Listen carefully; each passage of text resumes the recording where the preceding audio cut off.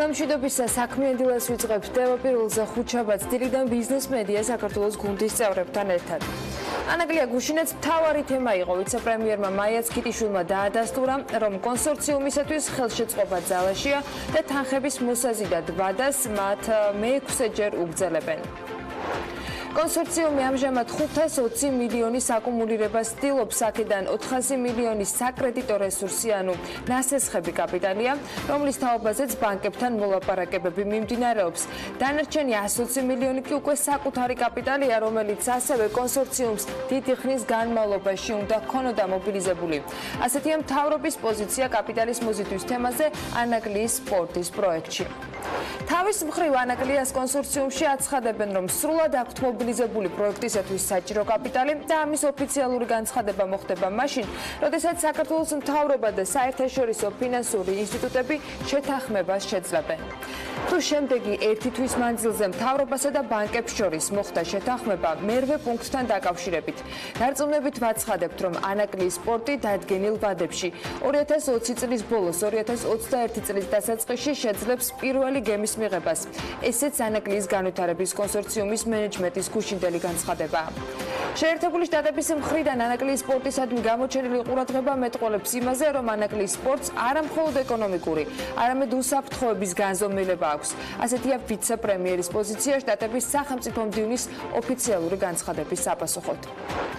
ვიცით, რომ ფოთის სპორტი არსებობს, ვიცით, რომ ფოთის სპორტს დიდი ხანია თავის ინფრასტრუქტურა გასაახლებელი აქვს. ასე რომ ფოთის სპორტი რომ ინფრასტრუქტურის განახლებაზე ფიქრობს, განსაკუთრებით მაშინ, როდესაც გვერდზე ახალი პორტი უნდა აშენდეს, ახალი ტექნოლოგიებით, ახალი შესაძლებლობებით, ეს ბუნებრივია, ამბობს მაიაც ქიტიშვილი ფოთის სპორტთან დაკავშირებულ თემაზე კომენტირებისას. ამასობაში კი მსოფლიო ბანკის გადაწყვეტილებით საქართველოს მთავრობის ერთ-ერთ უმსხვილეს კონტრაქტორ კომპანიას ჩინეთის რკინიგზის სამშენებლო კორპორაციას და მის შვილობილ კომპანიებს, მათ შორის ჩინეთის რკინიგზის 23 ბიუროს ტენდერებში მონაწილეობა 9 თვით აეკრძალათ. კიდევ ერთი მსხვილი ინფრასტრუქტურული პროექტი დედაქალაქში სავარაუდოდ უახლოეს კვირაში უნდა დასრულდეს მარშალ-გელოვანის გამზირის და სარაჯიშვილის ქუჩის გადაკვეთაზე ორდონიანი სატრანსპორტო კვანძის მოწყობის სამუშაოები დასკვნით ეტაპზეა და ეს გუშინ თბილისის მერმა მთავრობის ხდომაზე დაადასტურა. ერთიანი ეროვნული გამოცდები ქართული ენის და ლიტერატურის გამოცდით 1 ივლისს დაიწყება, 23 ივლისს კი ფიზიკის გამოცდით დასრულდება. 2019 წლის გამოცდების განრიგი ცნობილია, დეტალებს რამდენიმე წუთში უკვე სტუმართან ერთად გავაგრძელებთ. 11 ბიზნეს გაერთიანების საერთო წერილი და განცხადება ფინანსთა მინისტრს კონკრეტული კითხვებით და პოზიციით. ყველა მხარე საქმიან დილაში საუბრებს და ჩვენი სტუმარი ფინანსთა მინისტრის მოადგილე ლაშა ხუციშვილი იქნება. წლის პირველ 5 თვეში კი საერთაშორისო მოგზაურობიდან საქართველოს შემოსავალი 101 მილიონი ამერიკული დოლარით გაიზარდა და მილიარდ 100 მილიონი დოლარი შეადგინა. ტურიზმის ადმინისტრაციის განახლებული სტატისტიკით ვიწყებთ საქმიან დილას.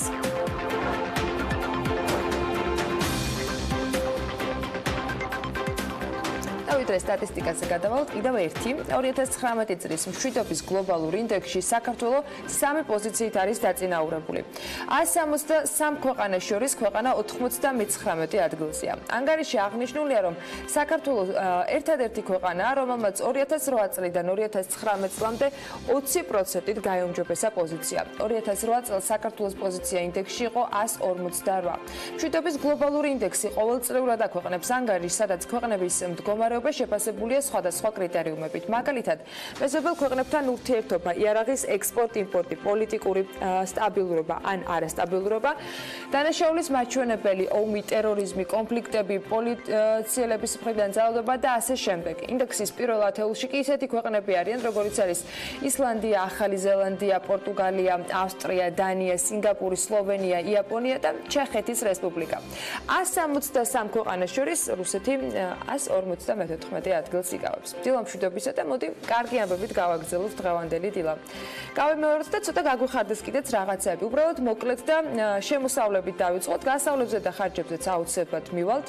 არ გვაქვს ურიგო შედეგი და გეტყვით, რომ წელს 5 თვეში საერთაშორისო მოგზაურებიდან საქართველოს შემოსავალი 101 მილიონით არის გაზრდილი და მაისში საერთაშორისო მოგზაურობიდან უფრო დეტალურად თვეებს რომ ჩავყვეთ 291 მილიონი დოლარი მივიღეთ შემოსავლად, 5 თვეში კი მილიარდ 100 მილიონი შეადგინა. შეადგინა. სათხარჯავენ ეს ადამიანები ყველაზე მეტ ფულს, უმეტესად როგორც შედარებით წინა პერიოდის კვლევები ამბობს საკვებ დაწესებულებებში, უფრო ახალი მონაცემებით კი საკვები დაწესებულებები და სხვა დანარჩენი ატრაქციები თბილისშია კონცენტრირებული. დანარჩენი რიცხვებისათვის კი მარიამ ადამიანს მცირე სიუჟეტი ვნახოთ. წელს პირველ 5 თვეში საქართველოში 2,988,478 საერთაშორისო მოგზაური ჩამოვიდა და ზრდა-წინა წლის ანალოგიურ პერიოდთან შედარებით 5,4%-ია. ტურიზმის ეროვნული ადმინისტრაციის ინფორმაციით საერთაშორისო მოგზაურების უმეტესობა, ანუ 52% საქართველოში მოგზაურობისას თბილისს ირჩევს.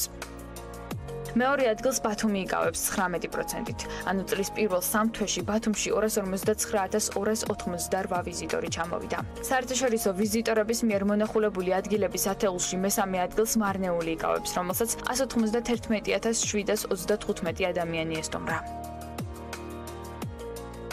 10,6%, ანუ 135,693 საერთაშორისო ვიზიტორია დათვლილი 3 თვის განმავლობაში გუდაურში. მას მაჩვენებლებით ყაზბეგი მოსდევს, რომლის მთავარი სავიზიტო ბარათი გერგეთის სამების ეკლესიაა. სწორედ მის და კიდევ სხვა საინტერესო ადგილების სანახავად ყაზბეგს მიმდინარე წლის პირველ კვარტალში 53,222 ვიზიტორი ესტუმრა.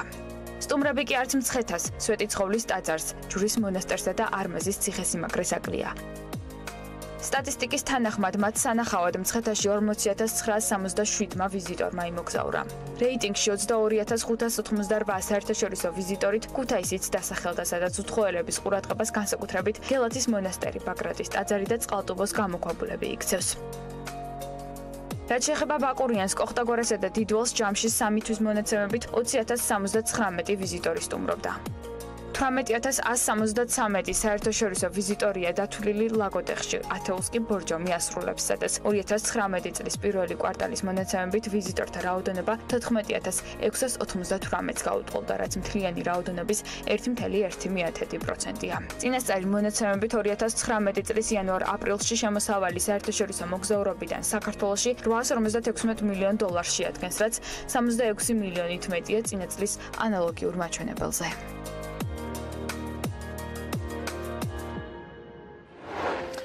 თქონდა აჭარისკენ ტურისტების მათ შორის შიდა ტურისტული მიმართულებებით რაოდენობა მომდევნო რამდენიმე თვის განმავლობაში კიდევ უფრო გაიზრდება. 2 დღეში სხვათა შორის ბათუმში ზაფხულის სეზონი ოფიციალურად უნდა გაიხსნას და შავიზღვისპირეთის საკურორტო ზონებს ბევრჯერ მიუბრუნდებით, ამას წინასწარ თქვენც მიხვდებოდით, თუმცა ბათუმის გახსნაზე ზღვასა და მზესთან ერთად ჩვენსკენ საქმიანი ამბებიც არ გვავიწყდება. არც ჩვენი პარტნიორები გვაკლებენ სიახლეებს და დღეს და ხვალ გრან თორთონი წევრი ფირმების ყოველწლიურ რეგიონალურ კონფერენციას ბათუმში ჩაატარებს, რომელსაც DST-ს ევროპისა და შუა აზიის 15 ქვეყნიდან 40 პარტნიორი დაესწრება. ბევრ სხვა ფირმასთან ერთად რეგიონულ კონფერენციას დაესწრება პიტერ ბოდინი, გრან თორთონის უფროსი აღმასრულებელი დირექტორი და გრან თორთონ ინტერნეშნალის სხვა ლიდერები. წარმატებები უნდა უსურვოთ ამ ძალიან კარგ ადამიანებს, რომელთა დახმარებითაც მათ შორის შოთა ტყეშელაშვილმა Forbes Georgia-თვის პირველი რეიტინგები შეადგინა და ძალიან საინტერესოა სხვათა შორის. Forbes-ის მკითხველებისათვის შესაძლოა უკვე ნაცნობ თემაზე გავამახვილო ახლა ყურადღება, თუმცა აუცილებლად უნდა შევეხოთ ამასაც. ამონარიდებს ნახავდით ინტერვიუდან, რომელიც კალ ჰერცელთან ჩაწერა გიორგი საკაძემ. ჰერცელი საქართველოში ევროკავშირის ელჩის თანამდებობაზე 2018 წლის სექტემბრიდან არის. ევროკავშირის უმაღლესი რანგის დიპლომატი საქართველოს მთავარ გამოწვევად სიღარიბის დონეს ასახელებს და მთავრობას 3 მიმართულებით ურჩევს ყურადღების გამახვილებას: განათლება, გარემოს დაცვა და დემოკრატიული ინსტიტუტების გაძლიერება. თუ ვისაუბრებთ დაბრკოლებებზე, ციფრებში ეს არის სიღარიბის მაჩვენებელი. გარკვეული ნაბიჯები უნდა გადაიდგას იმისთვის, რომ ქვეყანაში სიღარიბის მაჩვენებელი შევწირდეს. ინკლუზიურობის კუთხით მნიშვნელოვანია, რომ ყველა მოქალაქეს თანაბარი შესაძლებლობა ჰქონდეს, უნდა მოხდეს ქალების მეტი ჩართულობა ეკონომიკურ საქმიანობაში. ასევე მნიშვნელოვანი გამოწვევაა უთანაბრობა ქალაქსა და სოფლის დასახლებას შორის. ამ საკითხებზე ცალკეული მიდგომები გვაქვს, რომელსაც მთავრობასთან განვიხილავთ. ასევე ცალკეული მუნიციპალიტეტები ცდილობენ გადაჭრან ისეთი საკითხები, რომელიც ეხება სოფლის მეურნეობას, ფერმერების გაძლიერებას, პროდუქციისთვის შესაბამისი ბაზრების მოძიებას. რეგიონებში ბიზნესისა და წარმოების სტიმულირება ჩვენს ერთ-ერთ მთავარ პრიორიტეტს წარმოადგენს.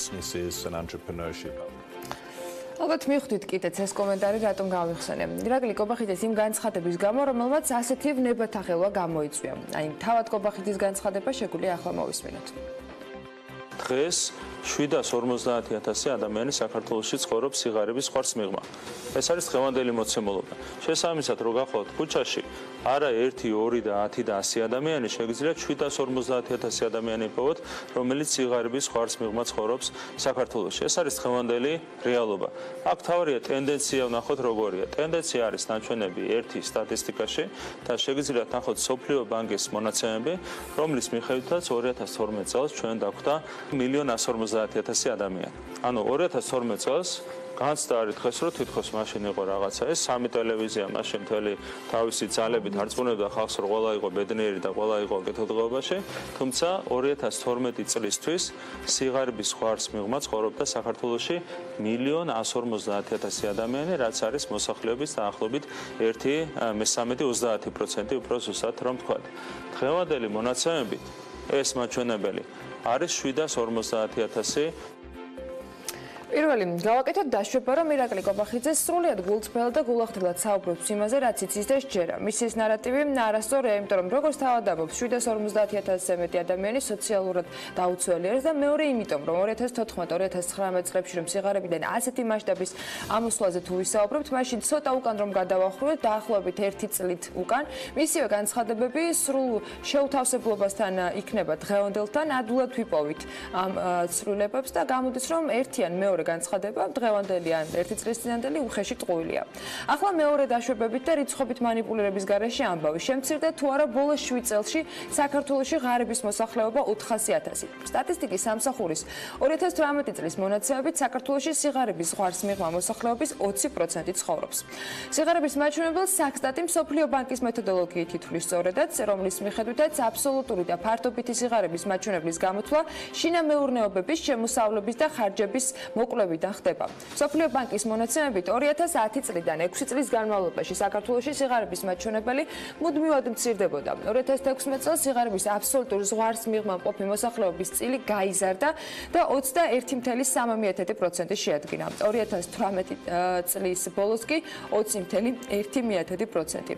სტატისტიკის სამსახური არ ითვლის თუ კონკრეტულად რამდენი ადამიანი ცხოვრობს სიღარიბის ზღვარს მიღმა, თუმცა თუ კი მაჩვენებელს საქართველოს მოსახლეობას, ანუ 3,079,600 ადამიანს ამონაცემს ავიღებთ, გამოვა რომ ქვეყანაში 7,59,659 ადამიანი ცხოვრობს სწორედ სიღარიბის ზღვარს მიღმა. ანუ ეს მონაცემი დაახლოებით სწორად ითქვა. საქსტატის მონაცემებით 2012 წელს საქართველოს მოსახლეობის რიცხოვნობა იყო 3,729,300. სიღარიბის მაჩვენებელი 30% შეადგენდა, ანუ 1,121,790 ადამიანი ცხოვრობდა სიღარიბის ზღვარს მიღმა. გამოდის, რომ 2012 წლის შემდეგ ღარიბი მოსახლეობის რაოდენობა დაახლოებით 372,000-ით არის შემცირებული. აქ მოყვანილი მაჩვენებლები 2014 წლის მოსახლეობის საყოველთაო აღწერის მიხედვით არის დაკორექტირებული. ანუ Forbes-ის სტატისტიკის სამსახურში უთხრეს უფრო დეტალური მონაცემების გამოთხოვისას, რომ 2014 წლის აღწერის შემდეგ ეს მონაცემები შეცვლილია და ახალი მაჩვენებლების მიხედვით არის შესაბამისად შედგენილი. დღეს საქართველოში 9 მილიონამდე ადამიანი კი ამავე დროს სახელმწიფო დახმარებას იღებს. კერძოდ, სოციალური მომსახურების სააგენტოს მონაცემებით ჯამში საარსებო შემწეობას მოსახლეობის 12,9% იღებულობს, მაისის ბოლოს კი მსგავსი პირების რაოდენობამ 467,284 შეადგინა. და როგორც არ უნდა ვეცადოთ, არ გამოდის, რომ სიღარიბე განახევრებულია. მართალია, ციტატას თუ ჩავხედავთ ირაკლი კობახიძეს, ეს არ უთქვამს, მაგრამ შთაბეჭდილება ხომ ამაზე იყო. არა და არ გამოდის, თორემ დიდი სიამოვნებით მოგიყვებოდით და ასეთ ამბებს ჩვენს დიდი სიამოვნებით გაგიზიარებთ. საქართველოს ჯანდაცვის სამინისტროს სისტემაში შემავალი სოციალური მომსახურების სააგენტოს მონაცემების მიხედვით 2019 წლის მაისის მდგომარეობით სოციალური შემწეობის მიღები ოჯახების რაოდენობა იყო 135,700. ამ ოჯახებში ადამიანების რაოდენობა კი 460,000 აღემატებოდა. ეს საქართველოს მოსახლეობის 12%-ია. ამ ადამიანებისთვის ყოველთვიურად დარიცხული შემწეობის ჯამური მოცულობა ამავე დროს მაისის თვეში იყო 27 მილიონი ლარი. შესაბამისად, ერთ ბენეფიციარზე შემწეობის პაკეტი საშუალოდ გამოდის 59 ლარი. ამ 115,000 ადამიანის გარდა, რომლებიც თვიდან თვემდე სახელმწიფო შემწეობაზე არიან დამოკიდებული, სოციალური მომსახურების ბაზაში კიდევ არის 300,000 ოჯახი რეგისტრირებული. ბოლო სტატისტიკა სოციალური შემწეობის მიმღებთა რაოდენობაზე პროცენტულადაც შემიძლია გაჩვენოთ, მაგალითად ბოლო 3 წელში პროცენტული კლება არის 2017-ში 2018-ში იყო 11.8, 2017-ში 12.1% და 2016-ში 12.3%. თუმცა ეს რიცხვები 2011 წლის მონაცემებს აღემატება და ერთადერთი წელი, როცა შედარებით კიდევ უფრო დაბალი მაჩვენებელი ფიქსირდებოდა, ეს 2015 იყო 10.1%. ზოგადად სოციალური შემწეობების გაცემის სქემაც რომ ბევრ კითხვის ნიშანს აჩენს, ეს თემაც და არაერთხელ ყოფილა ჩვენთან განხილვისაგანი და ამაზე ბევრი გვისაუბრია, რამდენჯერმე ფაქტ-მეტრმაც მოამზადა მასალა, მათ შორის ამ შემწეობების გაცემის დინამიკის და საარჩევნო ციკლების კავშირზე და ბევრი რომ აღარ გავაგრძელო ამ თემაზე და რიცხობითაც თავი ძალიან აღარ შეგაწყინოთ პოლიტიკოსის განცხადებებს, ამავე პოლიტიკოსის ამორჩეული უკეთ აფასებს, ხო და შეფასებას თვითონ ჩვენგანს უკეთ შეგვიძლია იმ შეფასებისა, რომლის მიხედვითაც სიღარიბის ზღვარს ქვემოთ მყოფი ადამიანების ძალიან დიდი ოდენობა დღეს უკეთეს მდგომარეობაშია. ვიდრე ანაკლის თემაზე გადავინაცვლებთ, რომელიც კიდევ ერთი ცენტრალური საკითხი იყო გუშინდელი ძირითადი თემებისა, რომელსაც თავს ბიზნეს სიახლეებში სულ რამდენიმე წუთში მოუყვრით. მოდით ახლა შედარებით მსუბუქი ამბებით მარიამ ადამიანს და ლევან თაღიაშვილს შემოვიპატიჟებ ეთერში. ძვირადღირებული ბრენდები მხოლოდ რაიმე პროდუქტის იდენტიფიცირებისათვის ხალხი არ გამოიყენება და ის უმეტესწილად ემოციასთან ასოცირდება, რომელსაც მომხმარებელზე ერთ-ერთი ყველაზე დიდი გავლენა აქვს. როგორ გამოიყურება ბრენდების ღირებულების განახლებული რეიტინგი? სწორედ ამაზე გააკეთებენ მთავარ აქცენტს ლევანი და მარიამი, რომლებიც საქმიანი დილის ეთერში შემოგვიერთდნენ. მოგესალმებით. დილომშვიდობის ანა. მოგესალმებით ჩვენს მაყურებელს. მონაცემებს, რომელიც CNBC-ს გამოქვეყნა, მსოფლიოში ბრენდების ერთ-ერთმა უდიდესმა ბაზამ ბრენდ ზიმ მოუყარა თავი, რომლის მიხედვითაც ათეულში მოხვედრილი კომპანიების სიას ეკრანზე ვხედავთ. ბრენდ ზის ხელმძღვანელის დევიდ რუთის განცხადებით, კომპანიებმა უფრო მეტად უნდა დააფასონ საკუთარი ბრენდის ფასი და მისი შესაძლებლობები, რომელსაც მომავალში ძალიან დიდი წარმატებით მოტანა შეუძლია. აქვე გეტყვით, რომ ტექნოლოგიური კომპანიები ყოველთვის დომინანტები არიან რეიტინგში, ჯერ კიდევ 2006 წლის შემდეგ. რაც შეეხება ჩინურ ბრენდებს, ტოპ 100 კომპანიაში 15 მათგანი მოხვდა მსოფლიოს მასშტაბით, მათ შორის Xiaomi, Meituan და ასე შემდეგ. რაც შეეხება ტოპ 10 კომპანიას, მისი წარმომადგენლების ათეულს მარიამ ადამია გახსნის.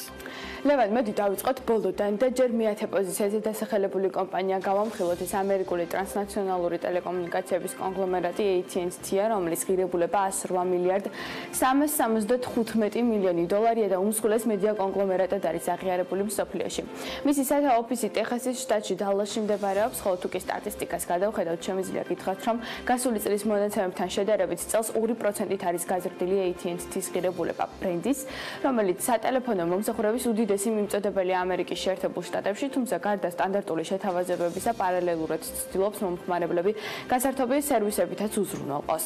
მეცხრე ადგილზე McDonald's-ია, რომელსაც ჩემი წარდგენა ნამდვილად არ სჭირდება. მისი ბრენდის ღირებულება ამჟამად 130 მილიარდ 400 მილიონი დოლარია. მისი ფასი 3%-ითაა გაზრდილი შარშალდენთან შედარებით. პოზიციას რაც შეეხება, ის ერთი ერთეულით ჩამოქვეითდა, რადგან 2018-ში მას მერვე ადგილი ეკავა. თუმცა აქვე უნდა აღინიშნოს, რომ მისი ერთი აქციის ფასი ზუსტად ერთი წლის წინ 158 დოლარი იყო, ახლა კი 203 დოლარია. მერვე ადგილი Tencent-ის საკუთრებაა, რომლის ბრენდიც 130 მილიარდ 900 მილიონი დოლარადაა შეფასებული და მცირედით უსწრებს McDonald's. ტექნოლოგიური კომპანია, რომელიც 1998 წელს ჩინეთში დაფუძნდა, ძირითადად გართობასა და ხელოვნურ ინტელექტზე აკეთებს აქცენტს. მაგალითად, საქართველოშიც ერთ-ერთი ყველაზე პოპულარული თამაში PUBG სწორედ მისი საკუთრებაა, რომელმაც მხოლოდ მაისში შემოსავლის სახით 146 მილიონი დოლარი გამოიმუშავა, რაც ხადია ტოპ რეიტინგების სათავეში ყოფნას ნიშნავს. ყველაზე ძვირადღირებული ბრენდების რეიტინგში რიგით მე-7 კომპანია Alibaba. მისი ბრენდის ღირებულება 16%-ით გაიზარდა და დღევანდელი მონაცემებით 131 მილიარდ 245 მილიონს უტოლდება. ამიტომაც ის ყველაზე ძვირადღირებული ჩინური ბრენდია მსოფლიოში, თუმცა გასულ წელს Alibaba-ს ასევე ჩინური კომპანია Tencent-ი უსწრებდა, წელს კი პოზიციები სხვაგვარად გადანაწილდა. აქვე შეგახსენებთ, რომ ინტერნეტ კონგლომერატი Alibaba Group-ი აერთიანებს B2B ვებ პლატფორმა Alibaba.com-ს. მასზე გაცილებით მაღალი ღირებულება კი სოციალურ ქსელს Facebook-ს აქვს 158 მილიარდ 968 მილიონ დოლარად შეფასებული ბრენდი 2004 წელს 4 თებერვალს შეიქმნა, 2016 წელს კი პირველად მოხვდა ბრენდის ათეულში. დარწმუნებული ვარ, ყველა იცნობთ პირადად თუ არა შორიდან მაინც მარკ ცუკერბერგს, რომელმაც ჰარვარდის უნივერსიტეტში სწავლის დროს მეგობართან ერთად იმუშავა პროექტზე Facebook-ზე, რომელსაც მომხმარებლები არასდროს აკლდა, თუმცა მათი რაოდენობა წლიდან წლამდე იზრდება, ამიტომაც ყოველდღიურად ქსელში 6 მილიარდზე მეტი კომენტარი იწერება და 300 მილიონზე მეტი ფოტო ქვეყნდება. თუმცა მიუხედავად ამისა, გარკვეული პრობლემების გამო ბრენდის ღირებულება 2%-ით შემცირდა. შეგახსენებთ, რომ Facebook-ი ასევე ფლობს ისეთ კომპანიებს, როგორებიც არის Instagram და WhatsApp-ი, თუმცა ბრენდზე მათ ცალკე ბრენდებად აღიქვამს და Facebook-ის ღირებულებაში მათ არ ითვალისწინებს. ხუთეულს ჩვენს რეიტინგში კომპანია Visa ხსნის, რომლის ბრენდის ღირებულებაც თითქმის 178 მილიარდი დოლარია. მან ორი ადგილით გაიუმჯობესა პოზიცია და ბრენდის ღირებულებაც 22%-ით გაზარდა. აქვე გეტყვით, რომ სულ ახლახანს კომპანიამ B2B პლატფორმა შექმნა, სადაც კომპანიებს $15,000 და უფრო მეტი თანხის გადარიცხვა შეუძლიათ ერთმანეთთან ბლოკჩეინის მეშვეობით. ცხადია, ეს ყველაფერი არაა და მომავალში მსგავსი ტიპის სიახლეები კიდევ უფრო მეტად მომრავლდება, თუ გავითვალისწინებთ $125 ტრილიონიან გადარიცხვების ბაზრის მოცულობას. მეოთხე ადგილი Microsoft-მა მიისაკუთრა. გახსოვთ ალბათ, წლების განმავლობაში მისი დამფუძნებელი Bill Gates-ი პლანეტის უმდიდრესი ადამიანი იყო და ამ წოდებას არავის არ უთმობდა. ბრენდის ღირებულებაც ცხადია ძვირად ღირებულია და ის $251 მილიარდად ფასობს. ეს რიცხვი 25%-ითაა გაზრდილი 2018 წლის შემდეგ, როდესაც ასევე მეოთხე პოზიცია ეკავა კომპანიას. მოგეხსენებათ, ერთ-ერთი უმსხვილესი სათამაშო კონსოლი Xbox-ი სწორედ Microsoft-ის მფლობელობაშია, რომელმაც სულ ახლახანს პროექტი Scarlet დაანონსა. ის გულისხმობს ახალი თაობის კონსოლს, რომელიც 40-ჯერ უფრო სწრაფი იქნება. მას ექნება SSD მყარი დისკის შესაძლებლობა, რომელიც პარალელურად ვირტუალური ოპერატიული მეხსიერება გახდება. მივადგეთ ლიდერ სამეულსაც, რომლის მესამე და მეორე პოზიციები Google-მა და Apple-მა გადაინაწილეს, თუმცა გადაინაწილეს ცოტა მსუბუქად ნათქვამია, რადგან ისინი ზუსტად 12 წელია ერთმანეთის პირველობაში ეჯიბრებიან.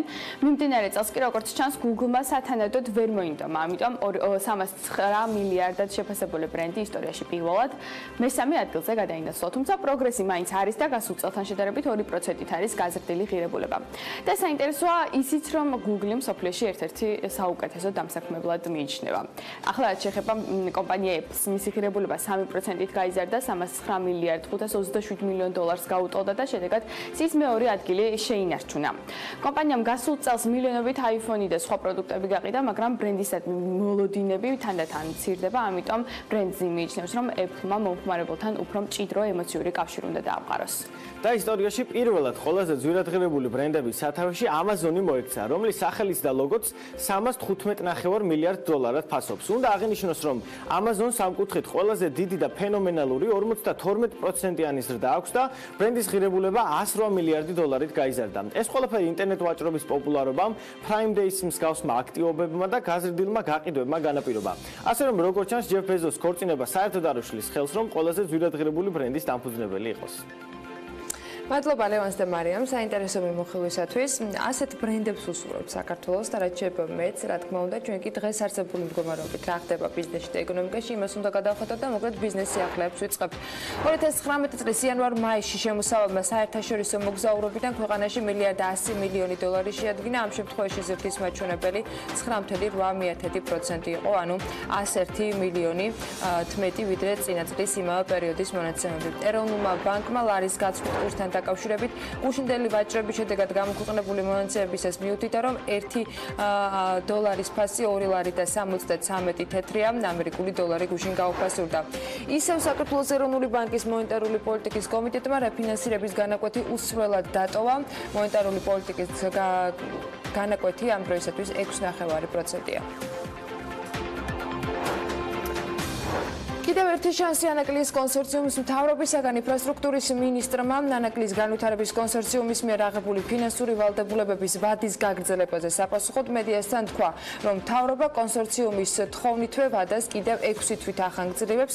მაიაც ქიტიშვილის თქმის, მთავრობაში ოპტიმისტურად არიან განწყობილები და იმედი აქვთ, რომ ვადის მეტი გადაწევა საჭირო აღარ გახდება. ასევე გამოთქვამენ იმედს, რომ ვადის გახანგრძლივება პორტის მშენებლობის ვადების გადაწევას არ გამოიწვევს. კონსორციუმიდან მივიღეთ წინა კვირას ინფორმაცია, ამ კვირის განმავლობაში ინფორმაცია იმასთან დაკავშირებით, რომ სასურველი ვადა იქნებოდა 6 თვე და როგორც ჩვენ ამ შეხვედრაზეც უკვე წინასწარ ვიყავით შეთანხმებული, ჩვენ გავიზიარებდით იმ ვადას, რა ვადაც იქნებოდა მოწოდებული კონსორციუმის მხრიდან.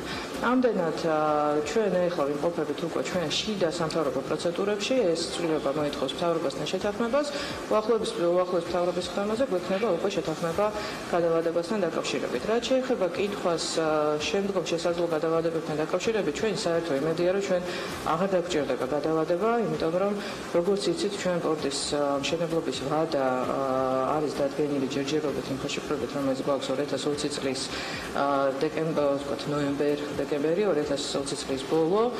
შესაბამისად, არავისთვის არ არის სასურველი უკვე პორტის მშენებლობის ვადების გადავადება და თუ შემდგომ ეხლა უკვე რა გადავადებაზე ვსაუბრობთ, ალბათ ამაზეც გვექნება კიდევ კონსორციუმთან და საერთაშორისო საფინანსო ინსტიტუტებთან საუბარი, ბუნებრივია დაფინანსების გადავადება არ შეიძლება არ აისახებოდეს პორტის მშენებლობის ვადების გადავადებაზე და ეს არის რაც ჩვენ ყველას ერთად გვადარდებს. მთავარი პრობლემა, რის გამოც კონსორციუმი ვერ ახერხებს დონორებისგან 400 მილიონი დოლარის კრედიტის დამტკიცებას, არის ის, რომ საფინანსო ინსტიტუტებს აქვთ 8 პუნქტიანი მოთხოვნა მთავრობის მიმართ და მათ შორის ერთი შეეხება ტვირთბრუნვის რისკების დაზღვევას, რაზეც ხელისუფლებას უკვე აქვს ჩამოყალიბებული პოზიცია, რომ ისინი არ აპირებენ კონსორციუმს ტვირთბრუნვის გარანტულად დაუდგნენ.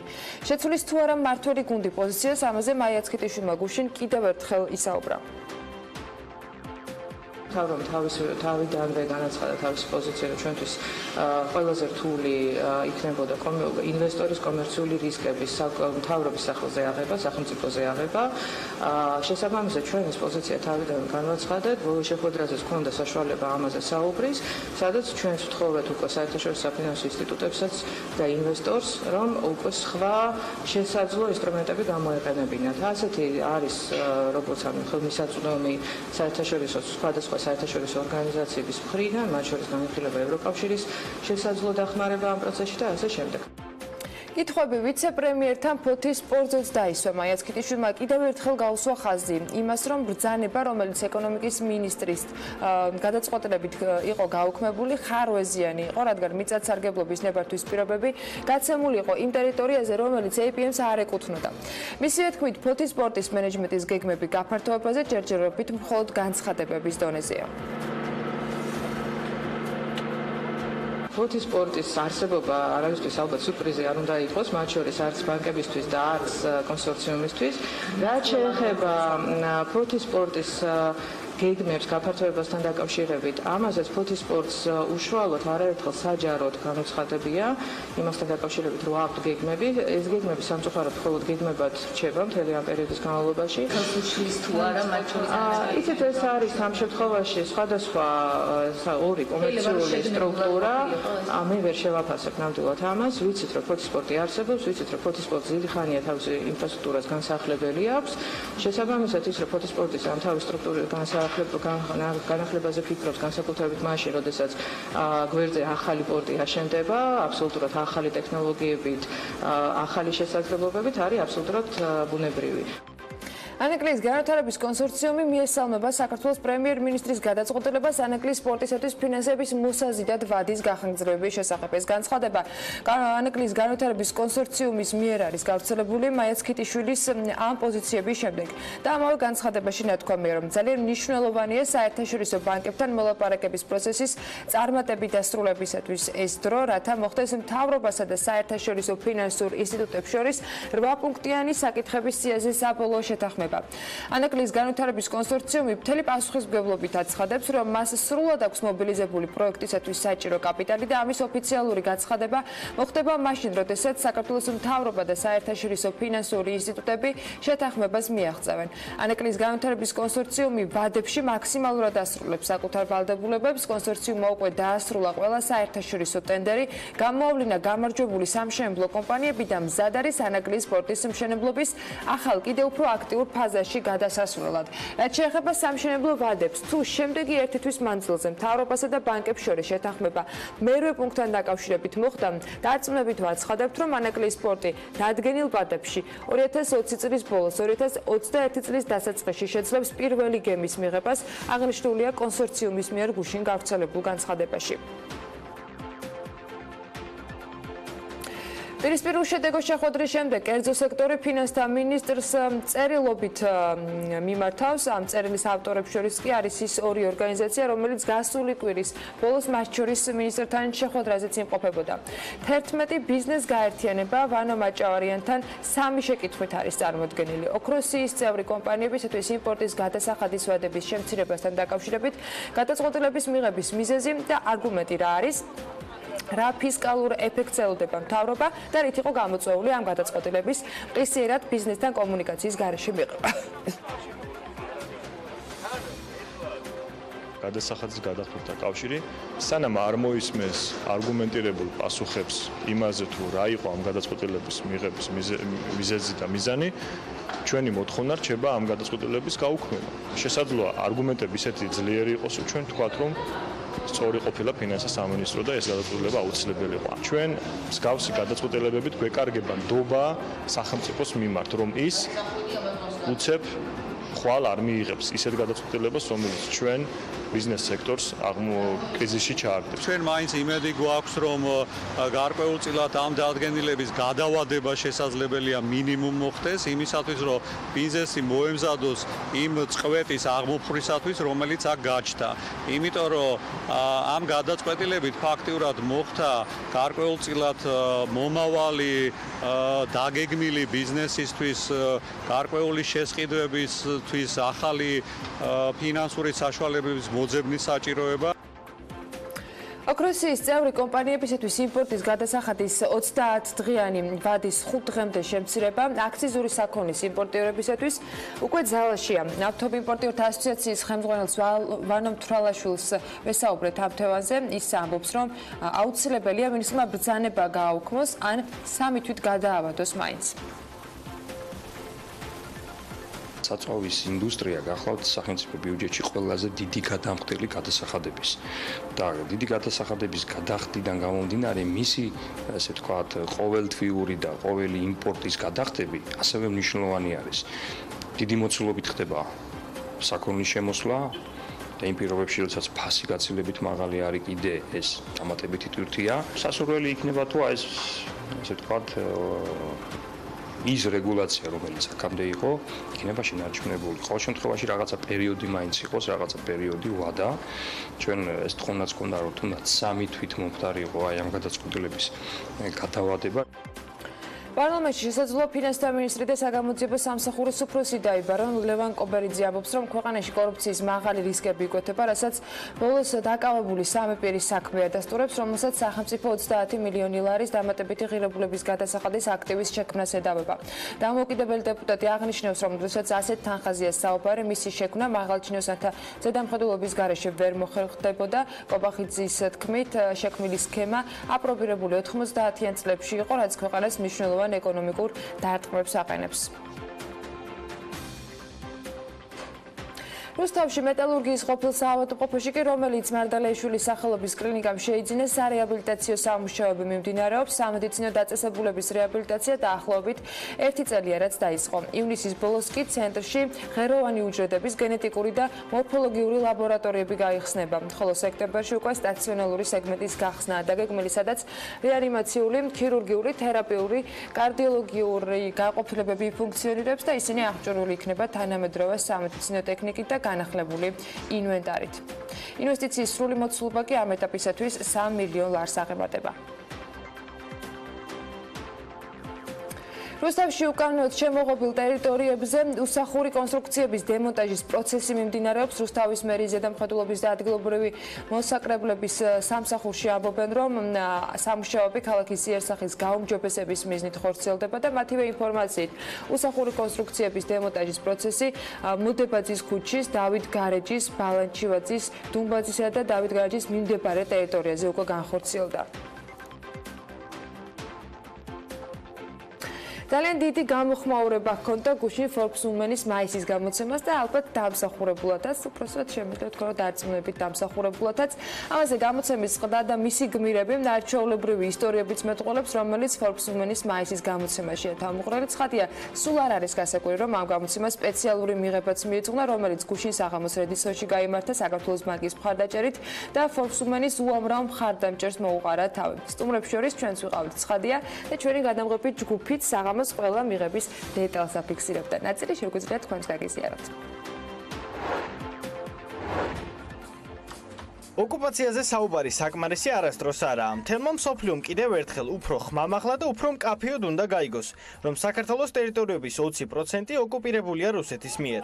Forbes Women-ის მიერ გამართული ოფიციალური მიღება სწორედ ამ მიზანს ემსახურებოდა, სადაც თითქმის ყველა სექტორის წარმატებულმა და Forbes-ის არსებულმა თუ მომავალმა რესპონდენტმა მოიყარა თავი. Hear us roar. ასე ქვია Forbes Women-ის ახალ მაისის ნომერს, რომლის პრეზენტაციას Redisson-ში გაიმართა და ძირითადი აქცენტი ოკუპაციის თემაზე გაკეთდა. ახალი ნომრის შექმნაში მონაწილეობა გლობალურმა ლიდერებმა მიიღეს, რომლებიც რამდენიმე დღით საქართველოში იმყოფებოდნენ და სხვა ღონისძიებებთან ერთად საოკუპაციო ხაზიც მოინახულეს. ნომერში როგორც ქართველ, ასევე უცხოელ ლიდერებთან ინტერვიუებს შეხვდებით და იმ ამბებს მოისმენთ, რომელიც თავს ყველაზე წარმატებულ ქალებს გადახდათ. ამ ღონისძიებით ბუნებრივია გვინდოდა რომ გვეჩვენებინა საზოგადოებისთვის რომ არსებობს თემები, სადაც ჩვენ ბიზნესმენებს, მედიას, პოლიტიკოსებს, ჟურნალისტებს, აქტივისტებს შეგვიძლია ერთად ვიდგეთ და ვუთხრათ და ჩვენი ხმა მივაწინოთ მთელ მსოფლიოს, გავაგებინოთ რომ ჩვენი ქვეყნის 20% ოკუპირებულია რუსეთის მიერ. ნებისმიერი ასეთი მაღალი ნდობით აღჭურვილი პირის თუ არ ვიცი, მაღალი პასუხისმგებლობის პირის, რომელიც მზად არის, რომ ჩვენნაირი პატარა ქვეყნის პრობლემის შესახებ ესაუბროს მსოფლიოს, არის ჩვენთვის ელჩი მსოფლიოში და ეს როლი ნამდვილად ითამაშეს ახალგაზრდა გლობალურმა ლიდერებმა. დღეს არის Forbes Women-ის ახალი ნომრის პრეზენტაცია და ბევრი საინტერესო აქტივობა დავგეგმეთ, ასე ვთქვათ, რომ რაღაცა უფრო მასშტაბურად მივაწინოთ ჩვენი ხმა მსოფლიოს. მთავარი მესიჯი რომ შეისმინეთ ჩვენი ხმა, იმიტომ რომ ამას აქვს ყველაზე დიდი მნიშვნელობა, რომ გავერთიანდეთ და არასოდეს არ დაგვავიწყდეს, რომ 20% ჩვენი ქვეყნის ოკუპირებულია რუსეთის მიერ და ვისაც რა შეგვიძლია, რა ფორმით, იმ ფორმით უნდა დავაფიქსიროთ ეს ყველაფერი. საღამოზე სტუმრებს კიდევ ერთხელ მიეცეთ საშუალება სხვადასხვა გზით მსოფლიოსთვის მნიშვნელოვანი შეტყობინება გაეგზავნათ და იარაღის ნაცვლად სიტყვით შეეცვალათ მსოფლიო. თავდაპირველად მინდა აღვნიშნო და მიულოცო Forbes Women-ს მორიგი გამოცემის გამოშვება.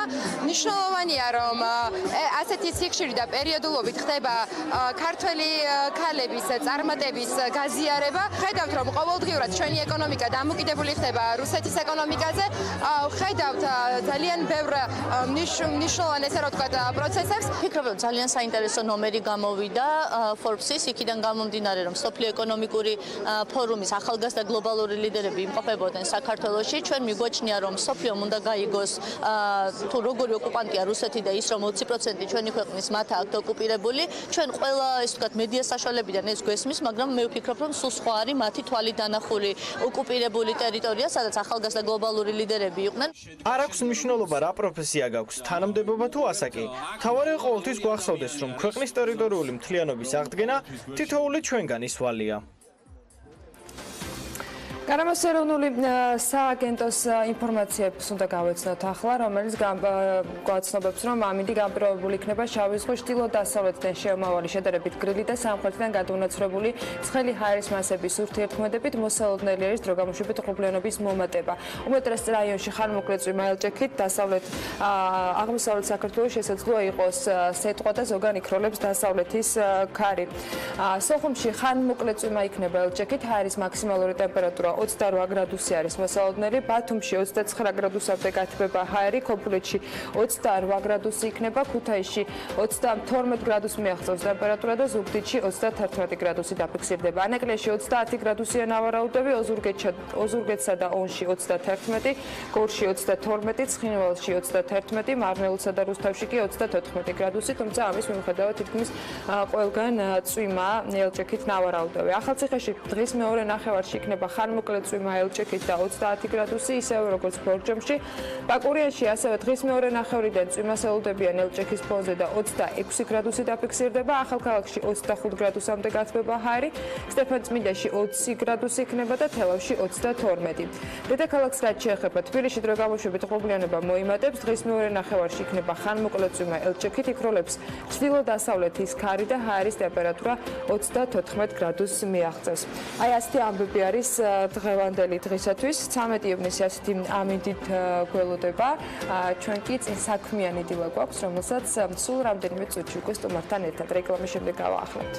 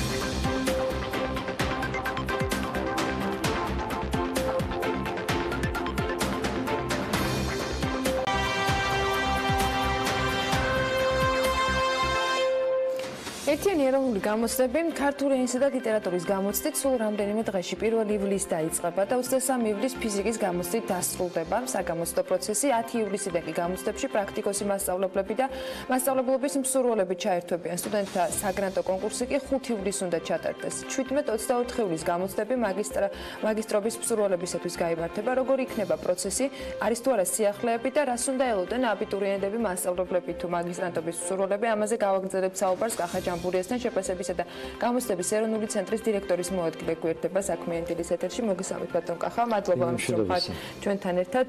წლევანდელ საგამოცდო გრაფიკთან დაკავშირებით მინდა გითხოთ, რამდენად არის შენარჩუნებული ის სისტემა, როგორიც იყო წინა წლებში და რამდენად დაწყობილი არის თქვენ როგორ აფასებთ წლევანდელ საგამოცდო განრიგს?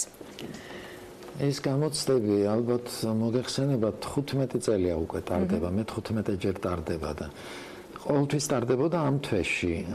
სხვა თვეში შეუძლებელია ამის ჩატარება, ის ვერც აგვისტოში, ვერც სექტემბერში, ვერც აპრილში ვერ ჩატარდება და ყოველწლიურად ეს იხვეწება. ახლა გუშინ რო გამოვაქვეყნეთ ჩვენ განრიგი, ძალიან ბევრმა ადამიანმა დარეკაც ხელხაზე, ბევრმა აღშფოთებულმა, რადგან ჩათვალეს, რომ მიჯრით იყო ეს გამოცდები. ეს არ არის ასე, რა თქმა უნდა, ვინც ჩააბარებს. სწორედ ამიტომ დავსკითხო, რომ გუშინ ბევრი კომენტარი წავიკითხა მათ შორის იმასთან დაკავშირებით, აი მაგალითად, უცხოენის გამოცდის წინ, რომელიც სავალდებულოა, არჩევითი მათემატიკა არის წინა დღეს აბიტურიენტებისათვის საგამოცდო დღედ შერჩეული. აი მსგავსი დამთხოვები რამდენად შეიძლება პრობლემური იყოს აბიტურიენტებისათვის? არავით არის პრობლემა არ იქნება, რადგან ყველა აბიტურიენტს მინიმუმ 1 დღე ექნება აუცილებლად შესვენება.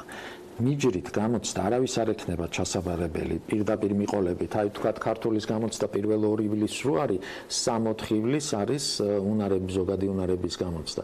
ეს არ ნიშნავს იმას, რომ ორში ვინც აბარებს ქართულის გამოცდას, ის შეიძლება 3-ში მოხდეს ისევ საგამოცდო ცენტრში. ასე არ მოხდება.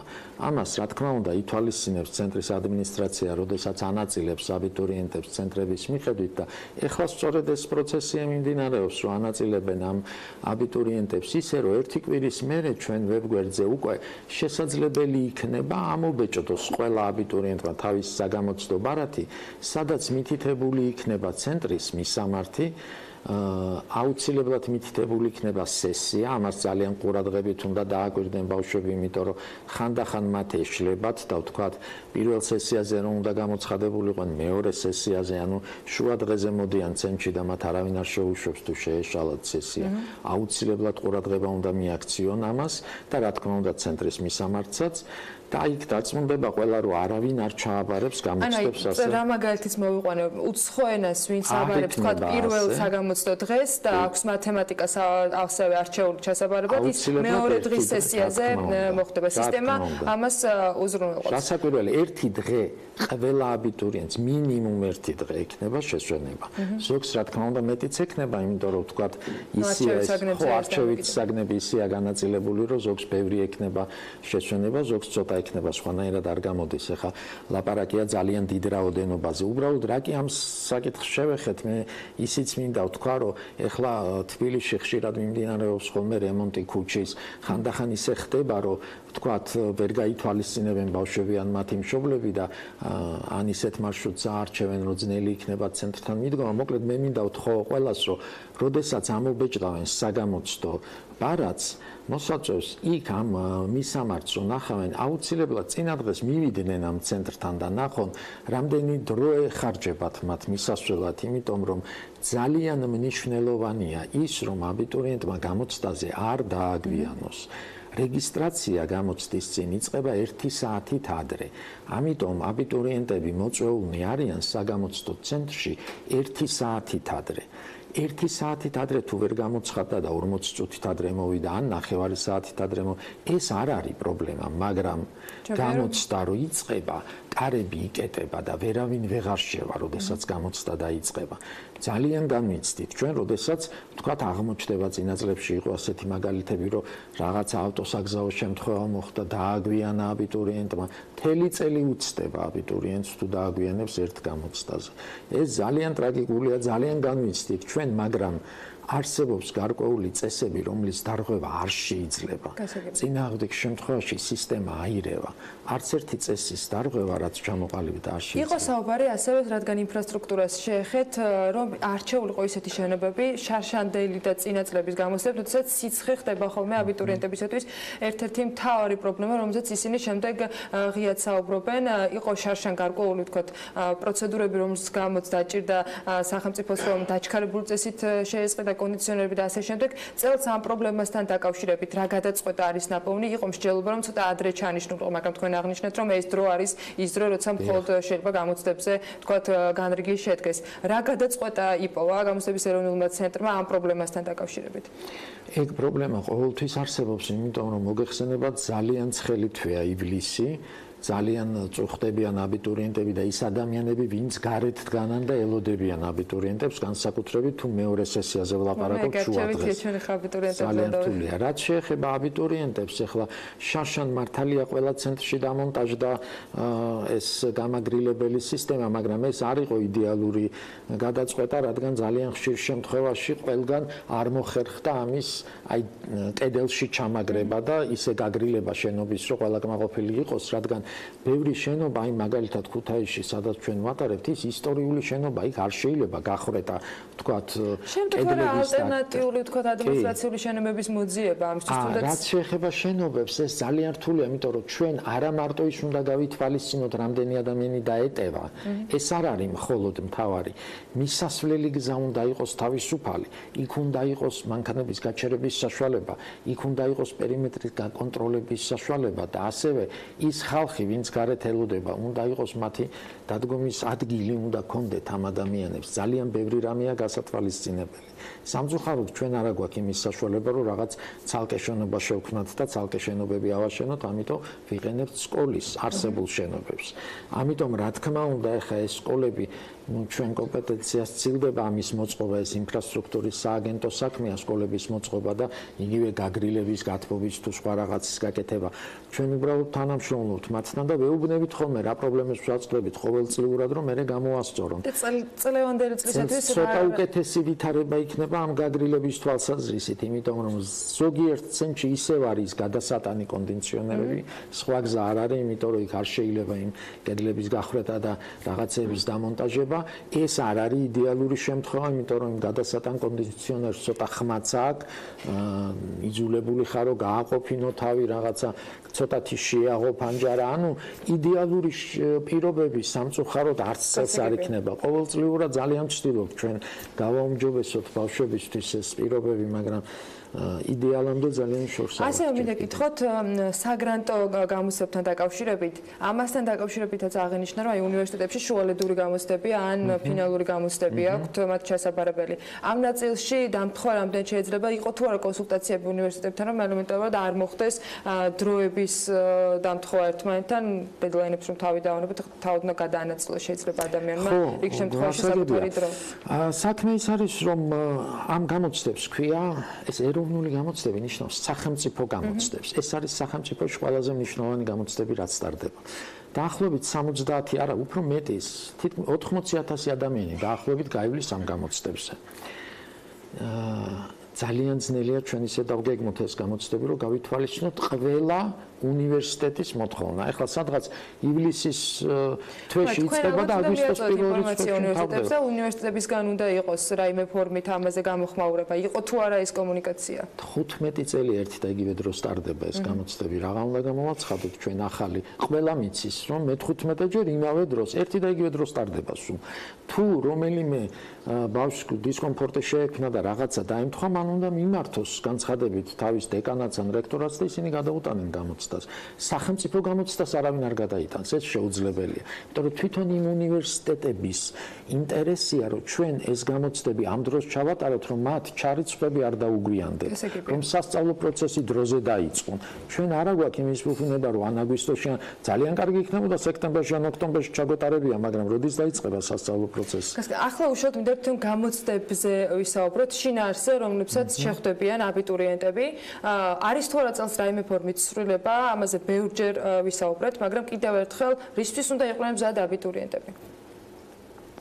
პირველ რიგში მინდა ვთქვა, რომ რაც კი რამე ცვლილება დაიგეგმა ნოემბრის თვეში ყველაფერი იყო გამოქვეყნებული, ყველა ნიმუში ეს მცირეოდენი ცვლილებებია, რომლებიც ეხება ტესტის შინაარსს, მაგრამ არის ერთი შედარებით არსებითი ცვლილება, რომელიც ტესტის შინაარსს არ ეხება, აი გრანტის მიღების წესს ეხება, როგორც იცით, 4 გამოცდას აბარებენ აბიტურიენტები და მეოთხე გამოცდა არის არჩევითი. აბიტურიენტს აქვს უფლება, რომ ის მეოთხე არჩევითი გამოცდა ერთი კი არა, რამდენიმე ჩააბაროს, რომ გაზარდოს შანსი სხვადასხვა პროგრამაზე ჩარიცხვის. მაგალითად, ილიას უნივერსიტეტში გამოცხადებულია მეოთხე არჩევით საგნად ნებისმიერი არჩევით საგანი, რაც უნდა ის შეუძლია ჩააბაროს. თქვათ, აირჩია 3 არჩევითი საგანი და 6 გამოცდას აბარებს 4-ის ნაცვლად. მეოთხე გამოცდაში, თქვათ, ერთ-ერთ არჩევით გამოცდაში მიიღო დაუშვათ მაქსიმალური ქულა. აღარ ჭირდება ის დანარჩენი 2 გამოცდა, თუმცა განცხადება გაკეთებულია. თუ არ გამოცხადდებოდა შარშან ან წინა წლებში, ის კარგავდა შანსს, რომ მიიღო გრანტი. ჩვენ ჩავთვალეთ, რომ ეს არ იყო მთლად სამართლიანი და შევცვალეთ, იმიტომ რომ ვთქვათ და ავად გახდა. ძალიან კარგი ქულები მიიღო, ძალიან კარგი შედეგი აჩვენა 4-ვე გამოცდაში, მაგრამ მეხუთეზე ვერ მივიდა, იმიტომ რომ ავად გახდა, ხო? რატომ უნდა დაკარგოს ამ ბავშვმა გრანტის მიღების შანსი? წელს ასე აღარ იქნება, მაინც მონაწილეობს გრანტის კონკურსში ასეთი აბიტურიენტი, თუ ის რომელიღაც არჩევით გამოცდაზე არ გამოცხადდება, ან ჩაიჭრება, ვთქვათ. ეს ჩემი აზრით ძალიან კარგია აბიტურიენტების შანსებს ზრდის და საერთოდ მე მინდა უთხრა აბიტურიენტებს, რომ ყველაფერი ამ საგამოცდო ცენტრში არის მოწყობილი ისე, რომ მათ კონდეთ კომფორტი, არ ინერვიულონ არაფერზე. ყველანაირად ძალიან გულისხმიერად მოექცევიან, ყველანაირად შეეცდებიან, რომ არ ინერვიულონ ბავშვებმა. ძალიან ცუდია, რომ ხანდახან უფროსები ზედმეტად ძაბავენ ამ ბავშვებს. შვიდად წყნარად უნდა იმუშაონ, დრო ეყოფათ, რომ დაწერონ შავადაც, გადაათეთრონ, თქვათ, ქართულის აი დროებში ხომ არ არის ცვლილება რამე მსგავსი? მართალია, ცოტა მოაკლდა დავალებები, რამდენი მაგალითად ქართული ენისა და ლიტერატურის გამოცდაზე რო ვილაპარაკოთ, 15 ქულიანი ბლოკი აქვს სავალდებულო გამოცდას წაკითხulis გააზრება ეს არის მოკლებული და ამიტომ 15 წუთით არის შემცირებული საგამოცდო დრო. ეს ახლა არაფერი არ არის, იმიტომ რომ წინამძღოლში ის დრო, რომელიც იყო მოცემული, გათვლილი იყო, აი ვთქვათ, შეეშალა ბავშვს რაღაცა პასუხების ფურცლის გამოცვლა მოუწია, გადაწერა მოუწია. აი მაგასაც ასწრებდნენ ბავშვები. ანუ დრო იმაზე ცოტა მეტია ყველა გამოცდაზე ზოგადი უნარების გარდა.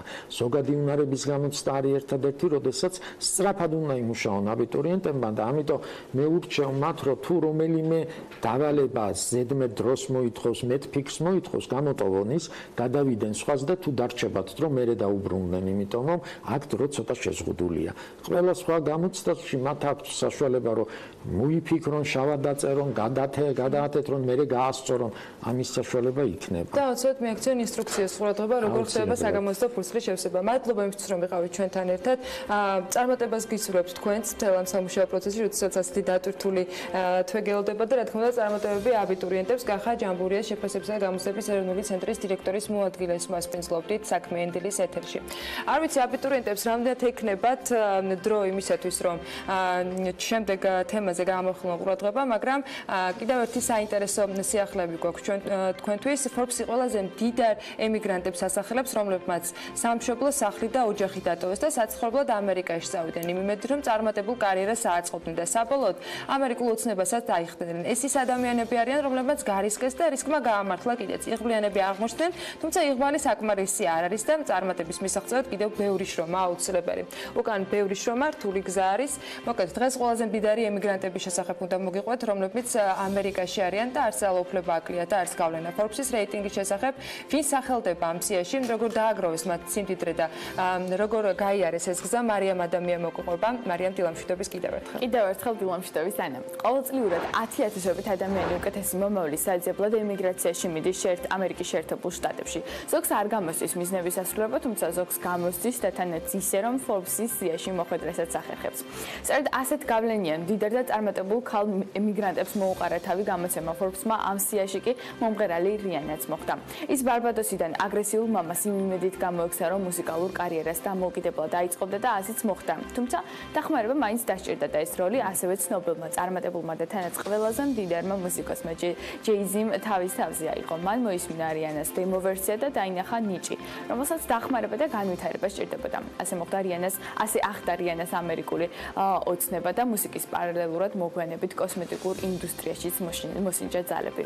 მაგრამ საინტერესოა, რამდენად აქვს Forbes შეფასებული მისი ქონება და რამდენად გაამართლა ამ კოსმეტიკურ ინდუსტრიაში ინვესტირება. ანა რიანას ჯამური ქონება Forbes-ის მიხედვით $600 მილიონი, ხოლო რაც შეეხება მის მიერ შექმნილ კოსმეტიკურ ბრენდს Fenty-ს 570 მილიონად არის შეფასებული. წინა თვეში ცნობილი გახდა, რომ მომღერალი ამავე სახელწოდების მოდის სახლს ხსნის და ის პირველი ფერადკანიანი ქალი გახდება, რომელიც მოდის სახლს უხელმძღვანელებს. რიანას გარდა ამერიკული ოცნება ახვდა ტაილისაც, რომელმაც მიზანს უდიდესი შრომის შედეგად მიაღწია, თუმცა ხარისხიანმა განათლებაც მნიშვნელოვანი როლი ითამაშა და დღეს ის $3 მილიარდი ქონებას ფლობს. ჰარვარდის უნივერსიტეტის დასრულების შემდეგ ლიმ 4 წელი იმუშავა ისეთ კომპანიებში, როგორებიც ამაკარტეთ, Procter & Gamble, American Express, შემდეგ კი მეუღლესთან ერთად პროგრამული უზრუნველყოფის კომპანია შექმნა. სტარტაპმა მალევე გაამართლა და დღეს IT მომსახურებას თავაზობენ უმსხვილეს კომპანიებს, მათ შორის Boeing-სა და Johnson & Johnson-ს, ხოლო 2018 წლის მოგებამ $10 მილიარდს გადააჭარბა. მაგრამ ძირითადად რომელი ქვეყნების მიგრანტები ჭარბობენ ამერიკაში, რომლებმაც დამოუკიდებლად მიაღწიეს წარმატებას და დღეს ყველაზე გავლენიანთა რიგებში სახელდები იყო. შემთხვევაში ამ რეიტინგში როგორ არის ამბები? კანადიდან დაწყებული სამხრეთ კორეით დასრულებული ემიგრანტები მთელი მსოფლიოდან არიან. ქალბატონების უმრავლესობა კი მაინც აზიიდანაა, მათ შორის მილიარდერი ერენ ოზმენი. არ ვიცი რამდენად გეცნობათ სახელი და გვარი, თუმცა ამერიკაში მას კარგად იცნობენ როგორც მდიდარ და გავლენიან ქალს. თუმცა თავდაპირველად ერენი ამერიკაში მხოლოდ სასწავლებლად ჩამოვიდა და ფულის საშონელად ყოველდღიურად ბაკლავებს ყიდდა. ასევე მუშაობდა დამლაგებლად კოსმოსურ და საავიაციო კომპანია Sierra Nevada-ში. დღეს კი ამ კომპანიის მაჟორიტარ აქციონერი და პრეზიდენტია. მუშაობს NASA-სთან და შედეგად კომპანიის შემოსავლები 2018 წელს $1.9 მილიონ-მდე გაზარდა. მაგრამ გასაგებია, რატომაც ტოვებენ ადამიანები საკუთარ სამშობლოზე, რატომაც ეძებენ ახალ შესაძლებლობებს, გამოწვევებს და ახალ რესურსებს როგორ ითვისებენ ეს ამერიკის შეერთებულ შტატებში კონკრეტულად, თუმცა საინტერესოა უმრავლესობა სად პოულობს საკუთარ თავს და რომელი ის ინდუსტრიები, სადაც რეალიზება მოახერხეს.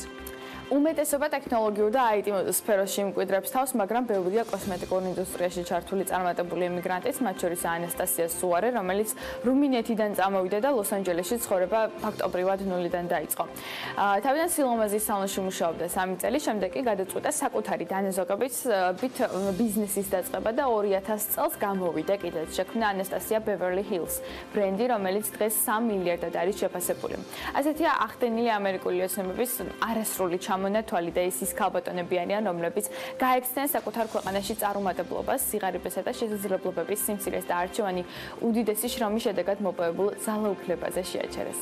მადლობა მარიამ, საინტერესო მიმოხილვისათვის. მე მგონი მნიშვნელოვანი იყო ასეთი წარმატებული ისტორიების მოსმენა დილიდან და არანაკლებ საინტერესო შესაძლებლობებზე უნდა ვისაუბროთ. ოღონდ ცოტა მოგვიანებით რეკლამის შემდეგ, ძალიან მცირე პაუზის შემდეგ დაგიბრუნდებით.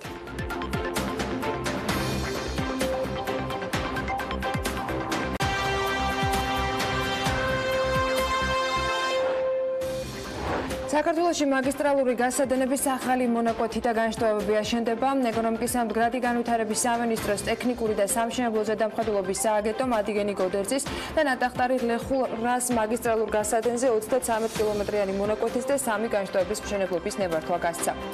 ქუთაისის მერია ტაბიძის ქუჩაზე სამუშაოების შემსრულებელ კომპანიასთან კონტრაქტს წყვეტს. მერის თქმით, სამუშაოების შეწყვეტა ტენდერში გამარჯვებული კომპანია ჯეოსერვისისათვის ანგარიშების დაყადაღებამ გამოიწვია, რის გამოც კომპანიამ ქვე-კონტრაქტორ ფირმას თანხა ვერ ჩაურიცხა. თბილისის მერის მოადგილე ელია ელოშვილი კი განმარტავს, რომ ბაგაბაღების საკვები პროდუქტებით მომარაგებელი კომპანიისათვის დაახლოებით $1.5 მილიონის დამატებას ბაღებში კვების გაუმჯობესების მიზნით გეკმავენ.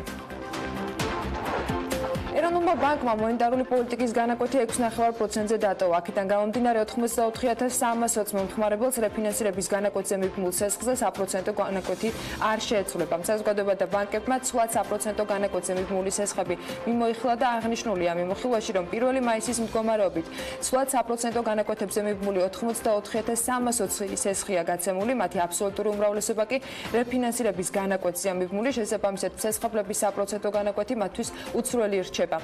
ცვლად 1% განაკვეთზე მიბმული 4 მილიარდ 134 მილიონი ლარის მოცულობის სესხია ამ დროისთვის გაცემული, ასევე ეროვნული ბანკი აღნიშნავს, რომ მონეტარული პოლიტიკის კომიტეტი მხედველობაში იღებს ინფლაციის მოლოდინების ზრდის რისკებს და ამ გადაწყვეტილებით გათვალისწინებულია მონეტარული პოლიტიკის შემდგომი ნორმალიზაციის პროცესის ნელი ტემპით გაგრძელება.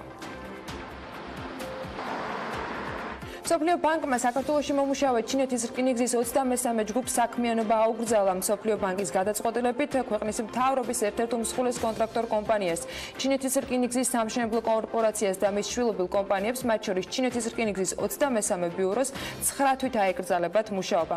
მსოფლიო ბანკის ინფორმაციით კომპანიამ აღმოსავლეთ-დასავლეთის ჩქაროსნული მაგისტრალის მშენებლობის ტენდერში მცდარი ინფორმაცია წარადგინა, რითიც მსოფლიო ბანკის მიერ დადგენილი მოთხოვნები დაარღვია. თავად მსოფლიო ბანკი განმარტავს, რომ კომპანიის მიერ ჩადენილი ქმედება თაღლითობად არის კვალიფიცირებული. ამ თემაზე განცხადება ინფრასტრუქტურის მინისტრმა გუშინ გააკეთა. მაიაცქიტიშვილი ამბობს, რომ შესაძლო გადაცდომა სწორედ გზების დეპარტამენტის მიერ არის გამოვლენილი და მინისტრი აღნიშნავს, რომ დარღვევები, რომლის გამოც მსოფლიო ბანკმა კომპანიას ტენდერებში მონაწილეობა აუგრძალა, ჯერ კიდევ 2017 წელს გამოვლინდა სახელმწიფო გზების დეპარტამენტის მიერ და შესაბამისად დონორს ეცნობა. შიდა კომიტეტმა, ანტიკორუფციულმა კომიტეტმა განიხილა ჩვენს მიერ მიწოდებული ინფორმაცია, შეაფასა ის ასეთი სახით შეაფასა, რის საფუძველზეც 9 თვის განმავლობაში შეუზღუდა ამ კომპანიას არა სამუშაოების შესრულება, არამედ ახალ ტენდერებში მონაწილეობის მიღება. შესაბამისად, ეს შეზღუდვა შეეხება 9 თვიან პერიოდს ამ კომპანიასა და მსოფლიო ბანკის მიერ დაფინანსებულ ტენდერებს და იმ შემთხვევაში, თუ ეს კომპანია შესაბამისად ეს კომპანია ვეღარ მიიღებს მონაწილეობას 9 თვის განმავლობაში იმ ახალ ტენდერებზე, რომელსაც მსოფლიო ბანკი გამოაცხადებს. მიმდინარე წლის იანვარ-აპრილში საქართველოს ნაერთი ბიუჯეტის შემოსულობებმა ჯამში 5 მილიარდ 378 მილიონ 269,863 ლარი შეადგინა.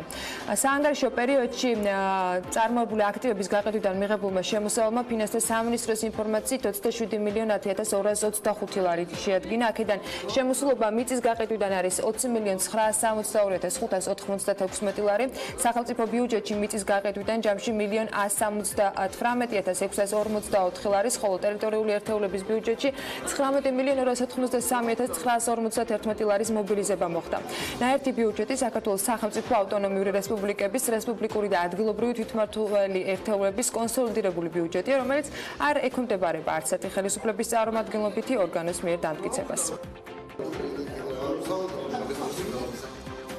ტაქსის მძღოლები, რომელთაც შემოსავალი არ უფიქსირდებათ, ბანკებიდან სესხის აღებას შეძლებენ. ეს თბილისის მერმა კახაკალაძემ მთავრობის სხდომის დაწყებამდე გუშინ თქვა. როგორც ის ამბობს, მათ ჰქონდათ კომუნიკაცია საბანკო სექტორთან და მიღწეულია შეთანხმება ტაქსის მძღოლებისათვის სპეციალური შეთავაზება გაკეთეს. ამასთან დაკავშირებით ბანკების ასოციაციის ხელმძღვანელმა გუშინ ასევე აღნიშნა, რომ 2-3 ბანკთან მოხდება ამ თემაზე კომუნიკაციის გაგრძელება. ყველა ფაქტიურად ტაქსის მძღოლს აქვს პრობლემა, რომ შემოსავალი არსად არ არის აღრიცხული ამ ტაქსის მძღოლების და ამის გამო მათ უჭირს ბანკში სესხის აღება, ავტომანქანების გამოყვანა და ასე შემდეგ. ეს სერიოზული პრობლემა არის მათთვის.